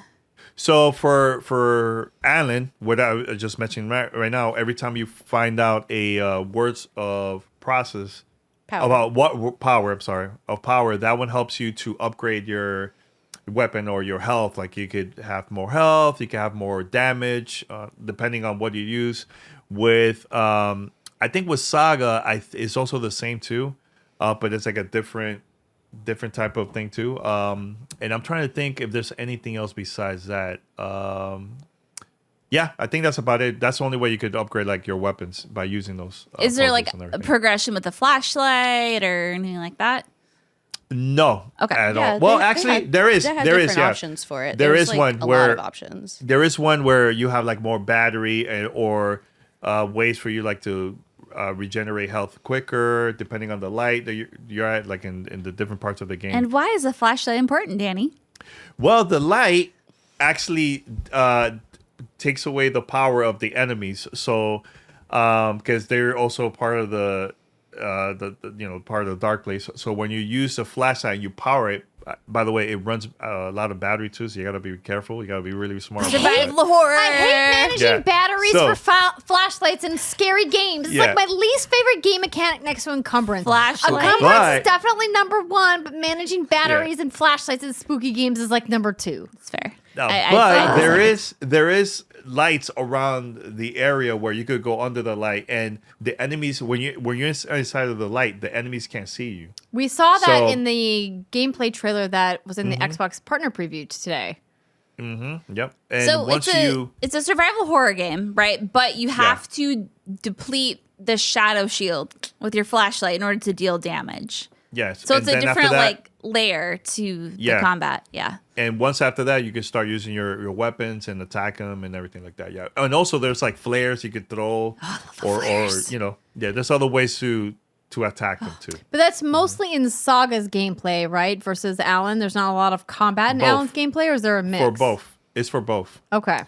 The only difference is with Saga is more mystery, and with Alan it's more of storytelling. So like, I don't want to say much, but it's a lot of storytelling. It's like similar to like the Alan Wake, the first game.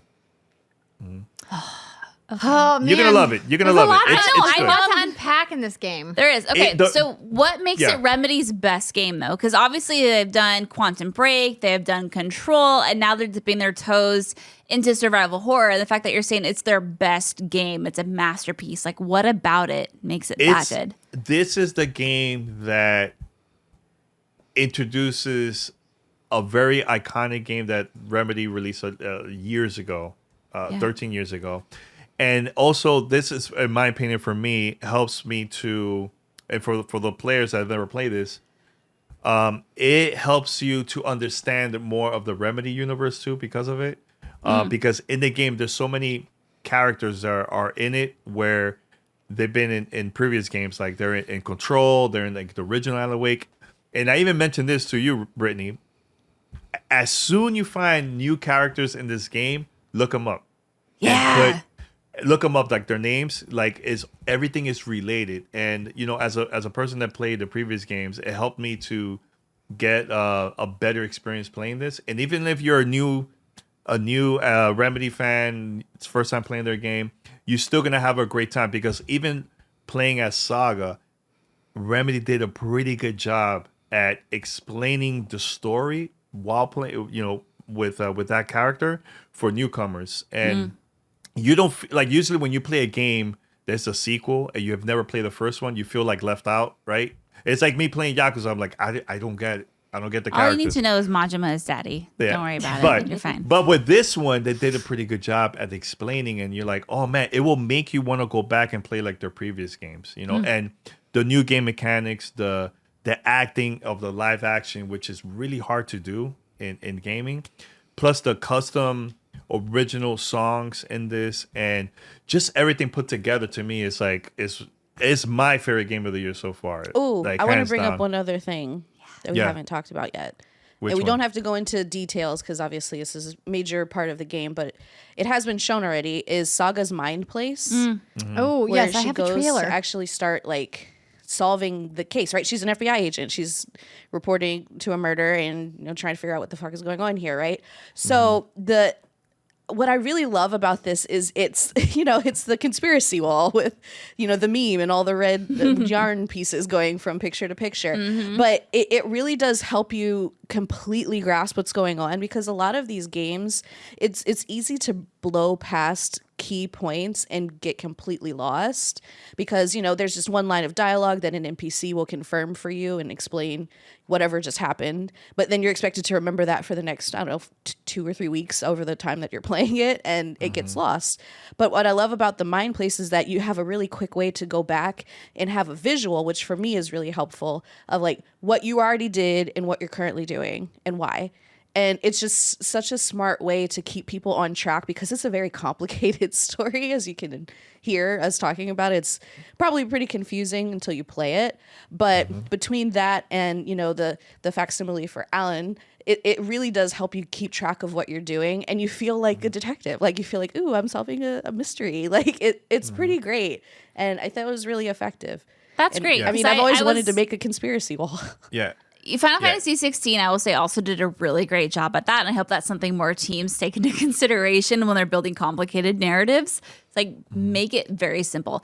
But I'm happy to hear that, Ray, because I was a little worried during my demo that it maybe felt a little gamified, where it's like, oh, you have to put this and this together, when I feel like it was common sense. But it sounds like it works in a way that feels organic and natural. I found that it was pretty fluid. I did struggle a little bit in the beginning with just kind of lining up some of the placements, but like, I mean, you quickly like kind of get into a flow with like understanding where the game wants you to like physically, because you have to like hit up on the D-pad if you're playing on PlayStation 5, which is where I'm playing, and then it like shows you all of the photographs that you can like enter into evidence on the board, and then you have to select the photo, and then you have to like physically like move the cursor around to place it on the piece of the evidence board where that piece of evidence fits. And it's pretty obvious, at least in the beginning of the game, like where the evidence pieces fit. But like for some reason I struggled just a little bit in the beginning with like the mechanics of like lining it up. But you'll get the hang of it. It's just like any new mechanic that you discover in a video game. Like it just takes a little practice, but it's a really interesting idea. But what I thought was really frustrating for me, who always wants to play on baby mode, but adds to the survival horror elements of the game, is that they explicitly tell you in the beginning of the game, when Saga is in her mind place, she is vulnerable to what's happening in the real world. Meaning, if you aren't in like a safe spot in the story, like if you are in combat or in a scary spot or in an area where like an enemy could find you, if you're in the mind place looking at evidence or sorting clues, you can technically be attacked while that's happening. Yeah. So when that happens, what happens? I don't know. It hasn't happened to me yet because I've Danny? been very It careful happened. about going into the mind place because I take those warnings very seriously. As you should. Yeah. Guess what? You have to get out of there and go. Does it like and attack. flash red or something? And Yeah, you will hear it. You will hear like being attacked. grunts and shit. Yeah. Okay. And also, and this is no spoiler, but Alan Wake has something similar, but it's not a mystery. It's more what he, you know, the, as a the writer writer's type- room. The writer's Yeah, room. so it's so I very, have a very little different. clip of that as well that Remedy put up onto their YouTube channel, which I can. I could explain a little bit about it if you Yeah, showed that's us the great. clip. Yeah. So with the writer's room, it's more like a puzzle where you find a scene, and you could also change that scene to like different things. Like Yeah. yeah, so it's something where that's the thing that I love about playing Alan Wake more than Saga, because Saga's more like mystery, but with this one it's just the puzzles, and Alan Wake has the power to change the scene of like the location where he's at, and there's multiple scenes, and it will change the experience like that, like super quick, and I think and he also has like this light where also it would change to like a different I don't know if it's like a different level or what, where So it will allow you to unlock right? new It's levels. like the lamp. The lamp. So- the lamp yeah. will allow you to open like new locations, new doors that is not available if you have it like switched to the other side. It's very hard and complicated to explain. You just have to. No, I know Play exactly and what you're try it talking out. about, Danny, because that was really confusing for me during the demo. But it was a really cool idea. But again, it was that sort of thing where we were thrust literally into the, like, I don't know if it was the middle of Alan's campaign where you're supposed to be used to this mechanic. And if you're not, it can be rather confusing. But it was really cool because it did completely kind of change the surroundings and open up new pathways and new locations you could go to. And it was really cool. And I'm really excited to dive in and actually like figure it out organically. So You know what's crazy about that presentation? Like when we went to the event, I feel like it was hard to explain that to someone that have never played Alan Wake before. That you get in there, you're like, what's going on here, right? So even when I remember seeing the presentation of the first Alan Wake, I didn't like it at all. I was like, this game is it's gonna be terrible, and I loved it after playing it at home, and I took my time with it. Like I got into the game so much. Like the first Alan Wake is my favorite Xbox 360 game. My favorite and here one. you are getting your sequel. And Okay. this one, it's a lot better too, playing it at home instead of. Hey, Dan, the I want you preview, to but- like manifest your crystal ball because I have a question for you. When I think of like Remedy experts, you're the person who comes to mind. So now that they have Alan Wake 2, and in your opinion, this game is a complete masterpiece, like the Remedy is at the top of their craft, right? Where do they go from here? Do they solidify themselves as assuming everyone has the same opinion as you, and I believe they probably will, a survival horror expert along the lines of like Capcom with Resident Evil? You think of a Konami with like old Silent Hill games. Like, what is their identity going forward? One thing I don't want to mention something about that. Don't do it. But Then- I no, would love like, to see no more. spoilers, Danny, none. No spoilers. But I would love to see more of the Remedy universe. I would like to see, a new Control, maybe, who knows, maybe an Alan Wake in the future. I mean, who knows? But I would like to see more of that, man, because I think I've been noticing that they've been getting better and better with their craft of like developing games and making games. Like it's just been great. Every single game they've been releasing from them is getting better and better. Like Control for me was like still mindfuck. Like I really messed me up when it came out. And that was my favorite game of that year. This one also better than Control. and I think my favorite game of this year. So I think they should continue with the original games that they were releasing, but also I would like to see something new that's also part of the Remedy universe. I would love to see that too from them. Okay. It's like more like, okay, like, because I still want like more of a clear answer. So like more like Resident Evil type horror, or are you thinking more like of that? Do you think Remedy is like defining their own genre of horror? Okay. Without explaining much, there's a reason why this game is a horror game. And you will find out while playing it. You will find out. Okay. Yeah, you will find out. So, because of the previous games, none of them were horror at all. None of them. Right. But they were very like mind fuck, like Mind fuck, yeah. all the time. Yeah. But One there's a thing reason that why this. Yeah, go ahead. Oh, I was just going to offer one thing that I think Remedy is showing that they clearly have a passion for is this mixed media in games, and going back and forth between live action and like script and novels and mixing all of this stuff together. And I love that they're sticking to it. Like, some people liked Quantum Break, some people didn't, but they clearly had a vision for putting these things together in one experience. Control had a lot of those elements as well, and I feel like they really just went like cranked up to 10 on this one with Alan Wake 2, and it's really successful. And so I would love to see them continue to expand in that genre where you get to see actors playing characters with different voice actors, with different visuals, and all in one story, and somehow it makes sense. Like, I really love how complicated and yet successful it is. Like they really just pulled it off, in my opinion. And one more thing I want to say. It was cool when I finished the game and I got to see the credits. At the end of the credits, they also gave a shout out to Lance Reddick, because Lance was also part of Quantum Break. He was in there too. So it was cool seeing that. I was like, oh man, it would have been awesome, if he would have been in this game too, or future projects from Remedy. So. You got me hyped, man. You got me so hyped. No, it's good. Honestly, Brittany, like, honestly, I know you're hyped for a bunch of other games coming out this year, but as a horror fan, like, you need to play this. Like, there's stuff in here that I can't explain. You just got to experience it. And I think even if you get together, playing with your partner, your husband, I think he would get into this, and you guys will have discussions like, oh man, like the mystery, like, that's the thing that I've been doing with Ree. I'm replaying it right now on PlayStation 5. I want her to see the things that I got to see late at night at 3:00 in the morning. So. And she's like, I'm good. Actually, I'll just stay. I don't need to deliver this baby early. Come on. I'll just stay asleep. Well, I think it's clear that Remedy is, planting their flag as a studio who has a very specific point of view and is doing really innovative, cool things with gameplay.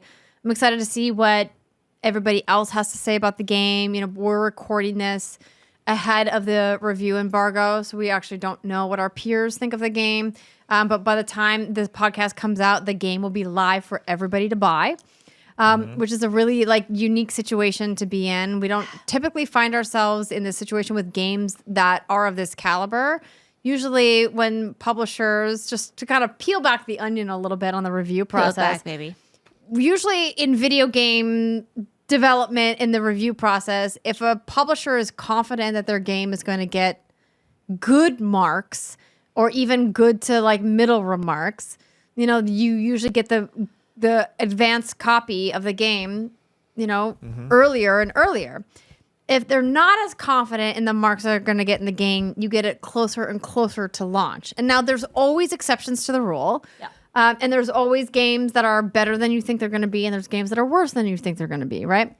And this game, for whatever reason, kind of split the difference. It kind of hit in the middle of not so early that Epic as the publisher was super confident that it was going to score super high, but not so late that it's clearly they're not confident in how this game is going to do. They're giving us review copy the day before it launches, which happens, right? It happens sometimes. Or in the case of Cyberpunk, we got our console codes very late for obvious reasons. We don't need to rehash that. And so I'm curious how the rest of the gaming consumer market is going to approach this game, because Remedy games kind of, I don't want to say they're culty in a way, but they almost are in the sense that they have a very dedicated, passionate fan base, but they're not for everybody, the style of games they've made. And Sam Lake and the rest of his team has made it clear that this game is different than everything else they've ever done. And I think this may be the opportunity for them to finally break through and say, hey, we're here and this is what we're capable of. Yeah. I will say to people listening, to people who are on the fence, they want to hear reviews before they, put up the money because it's not available in Game Pass. Watch out for reviewers who haven't played more than like 5 or 6 hours, because you really don't get it until you get further in. And it's not like, oh, this TV show's really great, you just have to get through the first half of the season. Like, it's not like that. It's just there's truly so much to it that you don't understand it fully until you get a pretty good ways in. So And I it's would not say, like it's like yeah. not like Starfield that's asking you to spend 200 No. hours to see like the good shit in the narrative, right? Which is like a conversation for another time. But I think that Danny's saying he spent 20 hours as a fan in the game and really got to see a comprehensive look. And obviously there's more to explore, to go back and play multiple playthroughs. I think that says that they're not trying to waste your time. no. And also I know post-launch they're planning to release free well, I don't know about free, but they're planning to have like expansions where the first one is called Night Springs, which is the show that Anna Wake worked on. Yeah. There's going to be a lot of returning characters on that one, and the second one is called The Lake House. I don't know much about that one, but both of them is coming out sometime Isn't next the lake year. house though you think that's the Cauldron Lake throwback from Alan Wake?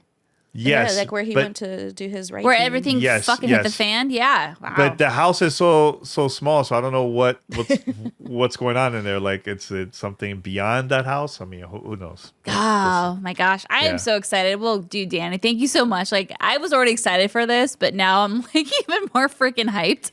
And to be Yeah. clear, the post-launch content is included in the deluxe edition of the game. And so Okay. I don't anticipate it being free. If you buy the base game, you'll probably have to buy the expansions. If you buy the standard edition of the game, it looks like it does not include access to the Okay. expansion pass. But the deluxe edition does. And it's only... Oh, it is $20 more. So they'll probably sell the expansion for $20. Yeah, and That that's would be kind my of an guess. interesting point. Yeah, this game is digital only $49.99, or you can get the deluxe for $69.99. See, that's the part that I'm kind of like, man, I wish it's a physical version. I wish, because there's going to be a lot of people that are going to miss this because they're probably never on like online, on social media or like websites, But and they're going to completely miss this. Doesn't mean that they're not going to put a physical edition out at some point. No, I'm not We've saying that. seen Maybe in the that future. with Yeah. publishers who are like, let's just launch it, see how it does. Yeah. And if it's well received, then we get a physical edition or a collector's edition like later on down the road. And maybe that's what's going to happen here. I hope so. Because I really want people to play this, man. And if you have a PC and you have the 40 series or 30 series graphic card, oh my God, ray tracing in this one. Oh, yeah? It looks so good. Oh, Hotness? it looks. I Oh mean, my God. For I made best a light. comment to John instantly because he knows I love looking at lighting and plants in particular in games. I have a plant thing in games, and I was like, "These ferns look amazing." He's like, "Why are you so obsessed with the way No, girl, plants I look in noticed games?" the ferns at Summer Game Fest. Yeah. I noticed immediately the way the light came through because it looked like a park that's really close to where I live. Like the ferns and the lighting, like I could smell that scene, and I was like, "This is where I live," because it is the Pacific Northwest. Yeah, it is. It is. Yep. Beautiful, beautiful foliage. So we're kind of, at the end of the show, but Brittany, Yo, I just want like a little like dab of Super Mario Wonder. Oh. So Nintendo put out what a lot of our peers are calling their best platformer ever, which is huge praise. interesting. Okay, that's interesting. And I'm like, wow, okay, so obviously Super Mario Wonder looked good and it looked wild and bonkers. We talked about like that weird elephant suit and everything that's happening Yeah. in this game. But from your time with it so far, and thank you to Nintendo for providing us with codes for the game. Yeah. Do you think it's their best platformer ever? No, but I think it's very close. Okay, so I played a couple hours with my dad, like I talked about last week. went over to his house on launch day, and we had a couple shots of whiskey. Love it. And because he was my co-op gaming partner growing up, and the first video game I ever played was Super Mario World, and he was always Luigi, I was always Mario. So it's very special for us to be able to continue that tradition.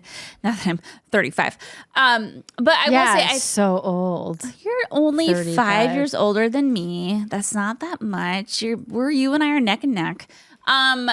This, I think, is the best 2D platformer since, in my opinion, Super Mario World, which is like very high praise.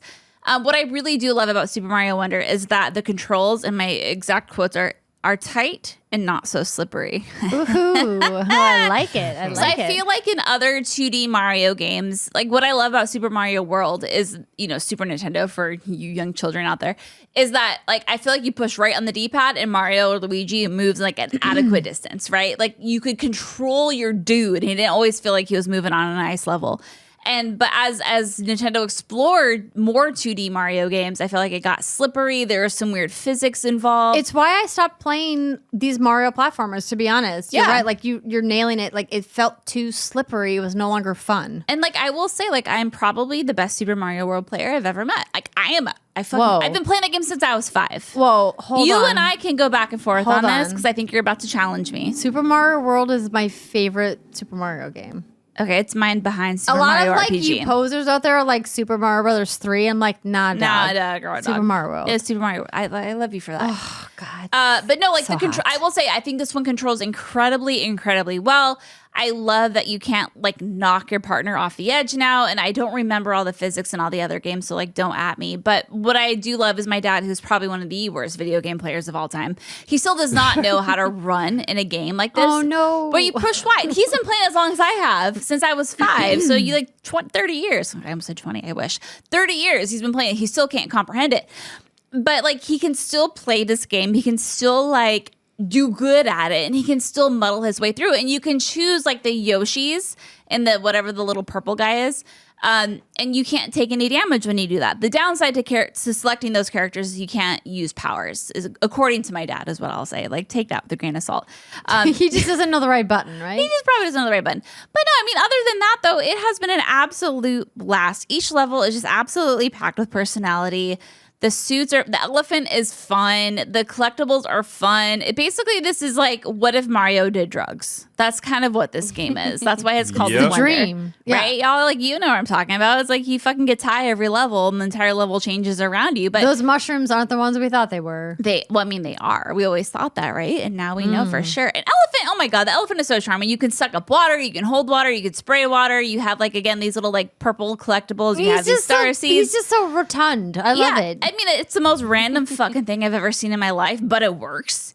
And I really love, again, like as someone pink hat. I mean, everything's great about this. who loves Super Mario World, there's a lot of throwbacks, some of the designs, some of the remixed old nostalgic OG tracks are in this game. And really? It's good, the girl. feels? The feels, I would say if you've been turned off, like you just said you were, from 2D Mario games, this is 100% the one to check out. Like Okay, 100% without a doubt. I'm in. There are some cons that I want to briefly mention, though, if you're playing multiplayer, some things you should be aware of. One is that in prior games you could bubble, like your partner. Like if my dad and I were playing and he came across a particularly challenging spot, he could push the bubble button and he would just float along until I completed the hard spot. But now when you're in the bubble, you only have 5 seconds until you automatically die, which is kind of like an annoying choice. Why though? I don't know why they went that route, but that is a route they went in. There is also, depending on who jumps on the flagpole at the very end, that is going to give you the crown, and that is going to dictate, from my understanding, who the camera follows. So if you're someone who's like really good at the game and you beat every level, the camera's always going to follow you. Of course. Which is like, of course, right? But when you're playing with someone who's really bad at the game, the problem is, like my dad, like he needs the camera to follow him because it's complicated. So that means I essentially have to wait before like everything and like let him jump on the flagpole first. And then the problem too is the person with the crown controls the menu, controls the levels you choose going forward. And if you're playing with small kids, that could be something complicated and weird. There's no bouncing on heads, which is like another choice that I'm kind of sad about. Wait. Hold on. Yeah. There's no bouncing on heads? No. What does that mean? Okay. So like, let's say Andrea and I'm Mario, you're Luigi. No, we're Andrea and Brittany. We're playing a Mario level. Fuck it.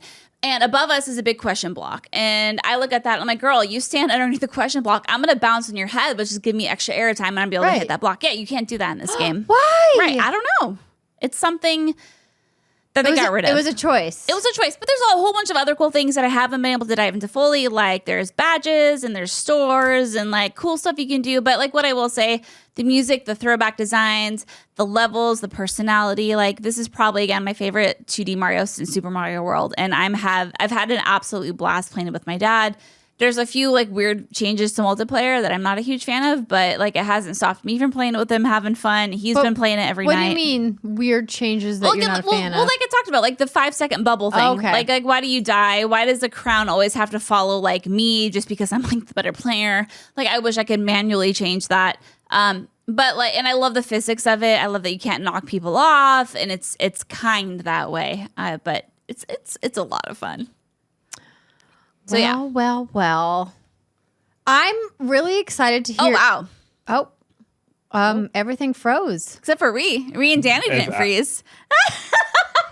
For once, I didn't freeze. This is hilarious. I don't know if this has ever happened before. Also, the face that Brittany's making in the frame. I was talking about how like the pristine Mario player. I feel like I should just go back to the gameplay B-roll and then maybe it'll unfreeze. No, like go back now. Now we can do our outro because look how great it is. Like, is there no more perfect on-run way to Thank you, Ree.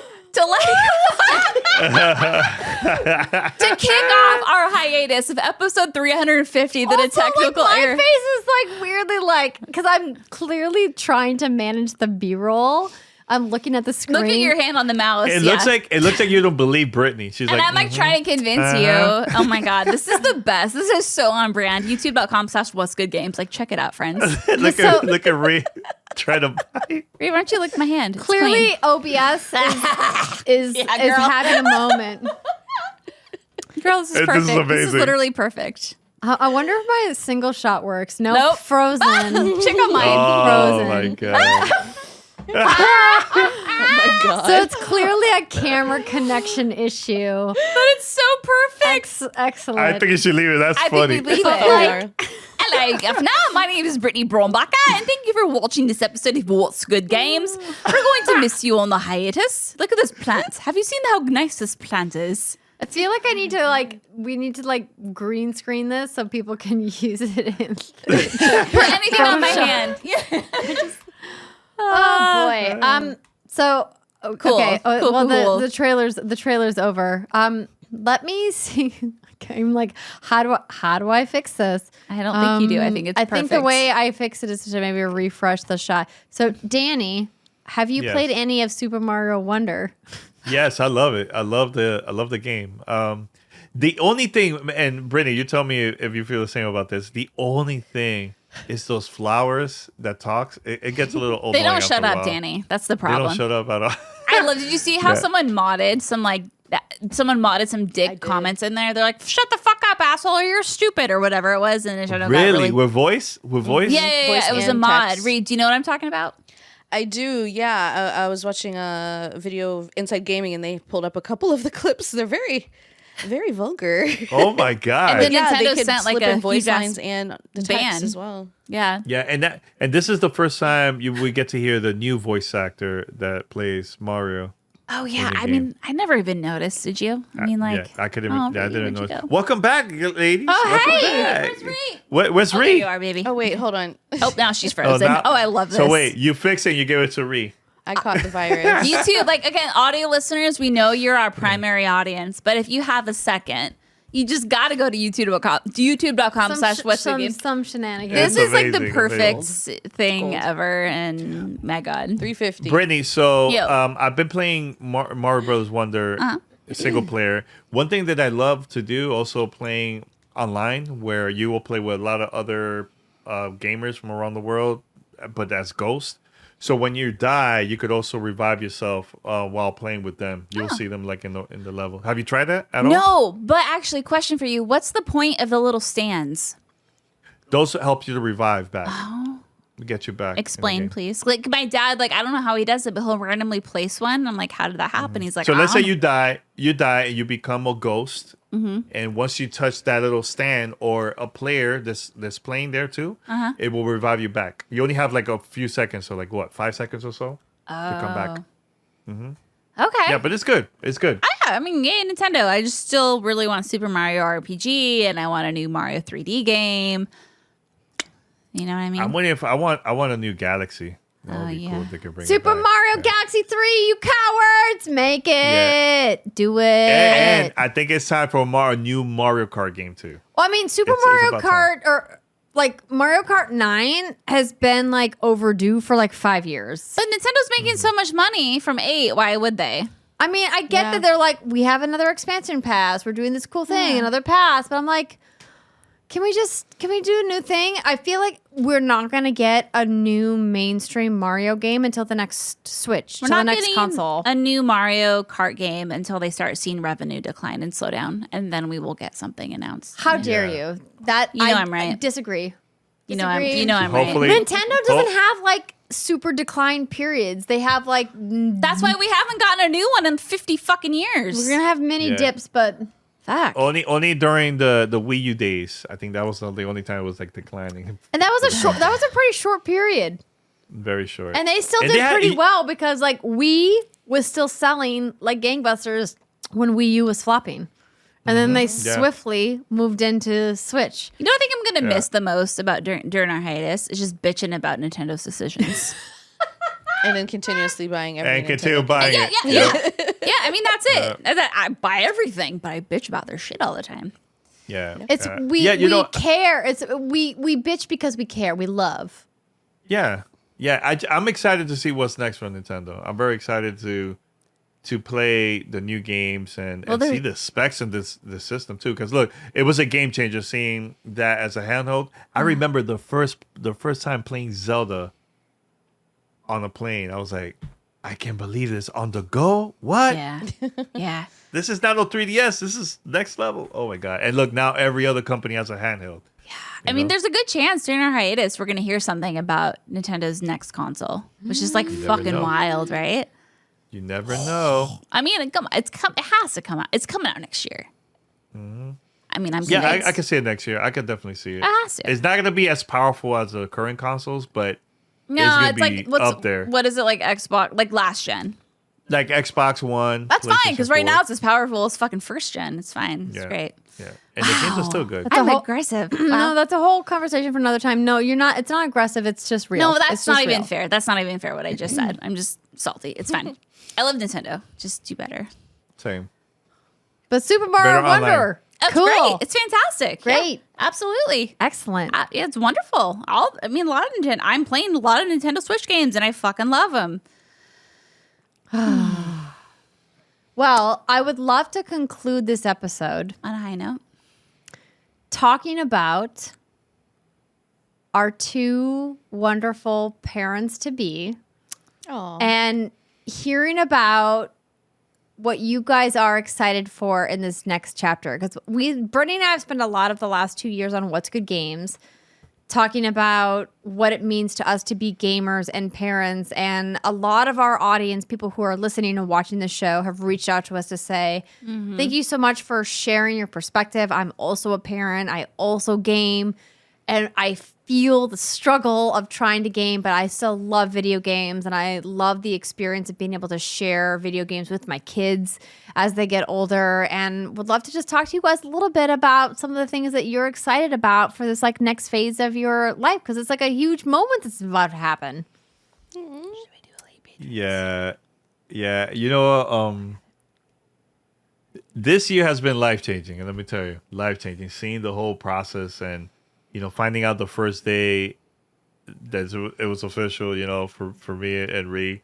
I was never nervous. I was more of just like anxious. Like, I can't wait to see her. I can't wait, you know, like even having dreams about her too. Like, it's insane. It's crazy. But one thing that I do, one thing I definitely want to do is to teach her to be bilingual, to teach her about like my culture. I want her to learn a lot about like our families because we both have like a lot of history in our family that we usually don't talk about it publicly. That I think it's important for her to learn.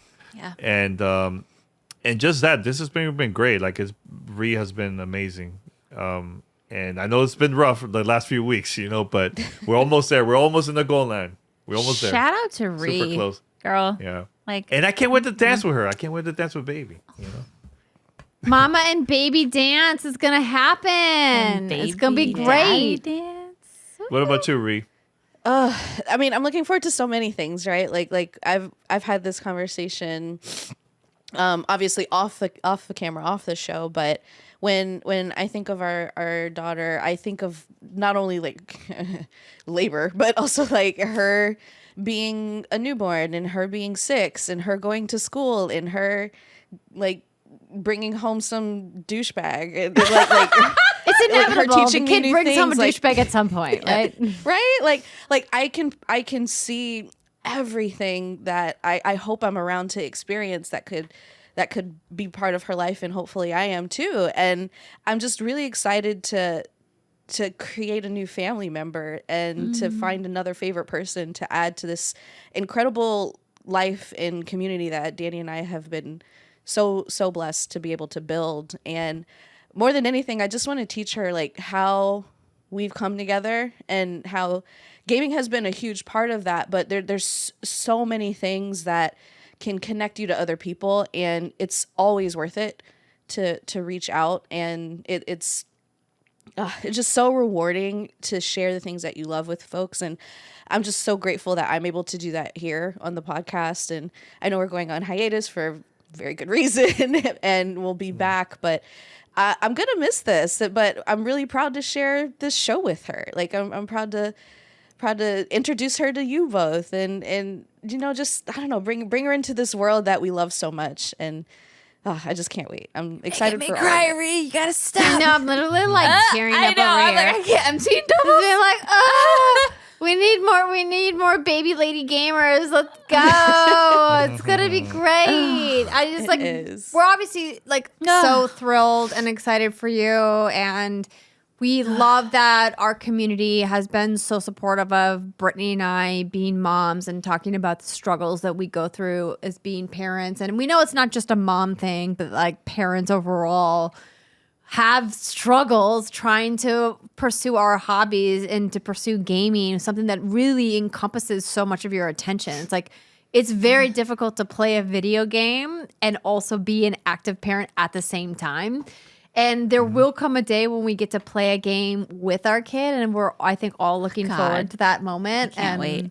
Yeah. Hearing from parents who get to experience that moment and to experience that joy is like something that is like super rewarding. One last thing I want to say, because I think it is important to mention this. When we found out that we were going to have a baby, Ree was very nervous, very, very nervous. And of course, like me, anxious, but as a partner, I always wanted to make sure that she's always been like comfortable, and I want us to learn at the same time about this process. So like one of the things I did, we watched these videos on YouTube where it tells us what's happening that week, right? So we do this every Wednesday night before then the following week. We watch 4 different videos that talks about process and everything. You mean like and the stage of the pregnancy you're in? So you're like, stage of the pregnancy, you're like 10 weeks pregnant. Here's what's happening. You're 20 weeks pregnant. Here's what's happening. Yeah. So I did that with her, and it helped us to not only learn about being pregnant, but also we learned to support each other even more because of the process too. Because I didn't want her to feel alone. And there's a lot of people where they're just probably too busy, with work or school or, I think we've been busy, but I feel like this was very important for me to make her feel comfortable and for us to learn a lot. I think that made her even comfortable too, ever since we started watching these videos, man. Yeah. So, and plus getting support from our friends, like, you, Andy and Britt and everybody else has been very helpful for us too. So thank you for those support. We're always here for you guys. We love you. We love you to death. And we're so excited for this next phase. And as soon as baby is ready to come and be held by Auntie Britt and Auntie Andrea, we're ready. I'm there. We're very excited I'm for camping y'all. outside of your door. Like, don't be freaked out. I won't run away with your donuts. Hey, look, we're ready. We're gonna bring champagne. We're gonna, Yes, have an let's amazing go. time. It's a celebration. Celebration. We're ready. Oh my We're gosh. very ready. I just had this really weird, like, surreal moment. Danny, like, kind of cutting you out for a second. But Andy, me, and Rhea are all wearing the same, like, design.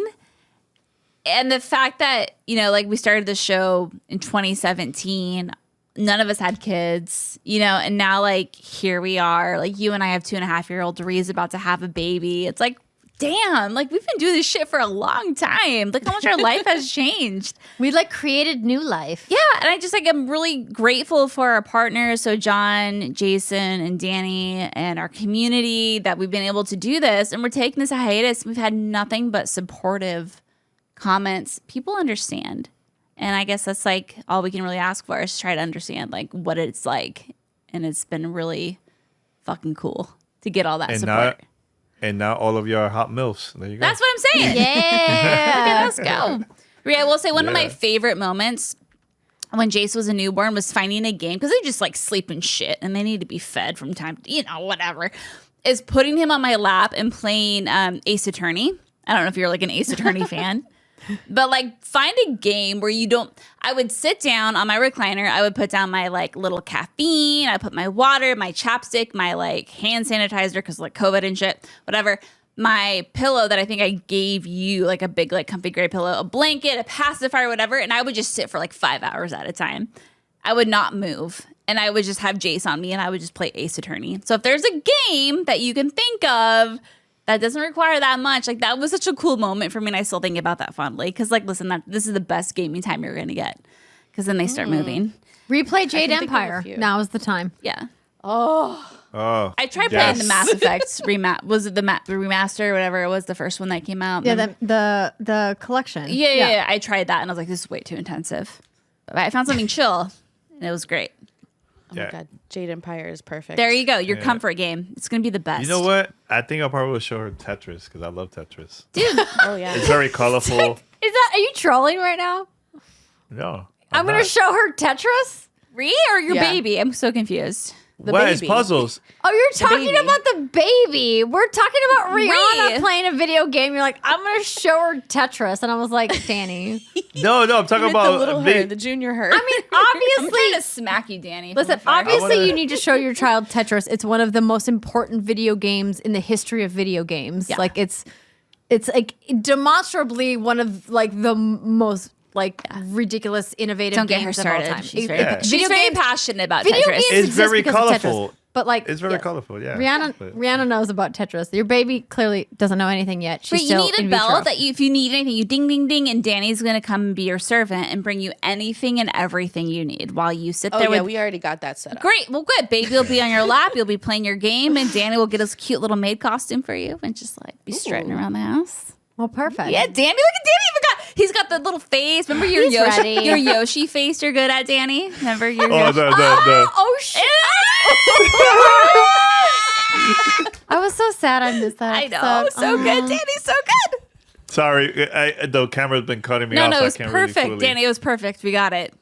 Okay. We love you guys. We're super excited for you. And thank you to everybody who has supported our voices in video games and supported this show and been part of our community. And thank you in advance for supporting us through this hiatus. It's wild that we have to be so concerned about losing audience when shows go on hiatus routinely and have no problem getting their audience back when they come back.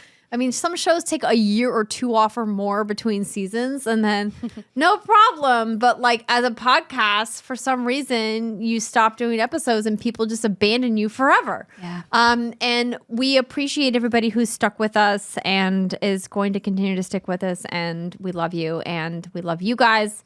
And cheers to 350 episodes of What's Good shit. Games. Hold on. Wait, no, fill it up. We can't cheers with an empty cup. Well, the good news is we're done after this, so I can be drunk and then. Yeah, I mean, I've been trying to get you drunk all night. Are you trying? You don't have Listen, to get we me already drunk. had the 5-finger conversation. You don't have to get me Wow, taking advantage. drunk. It was the fisting conversation. Cheers. Cheers. Cheers. And congrats. Woo. See you next time, everybody.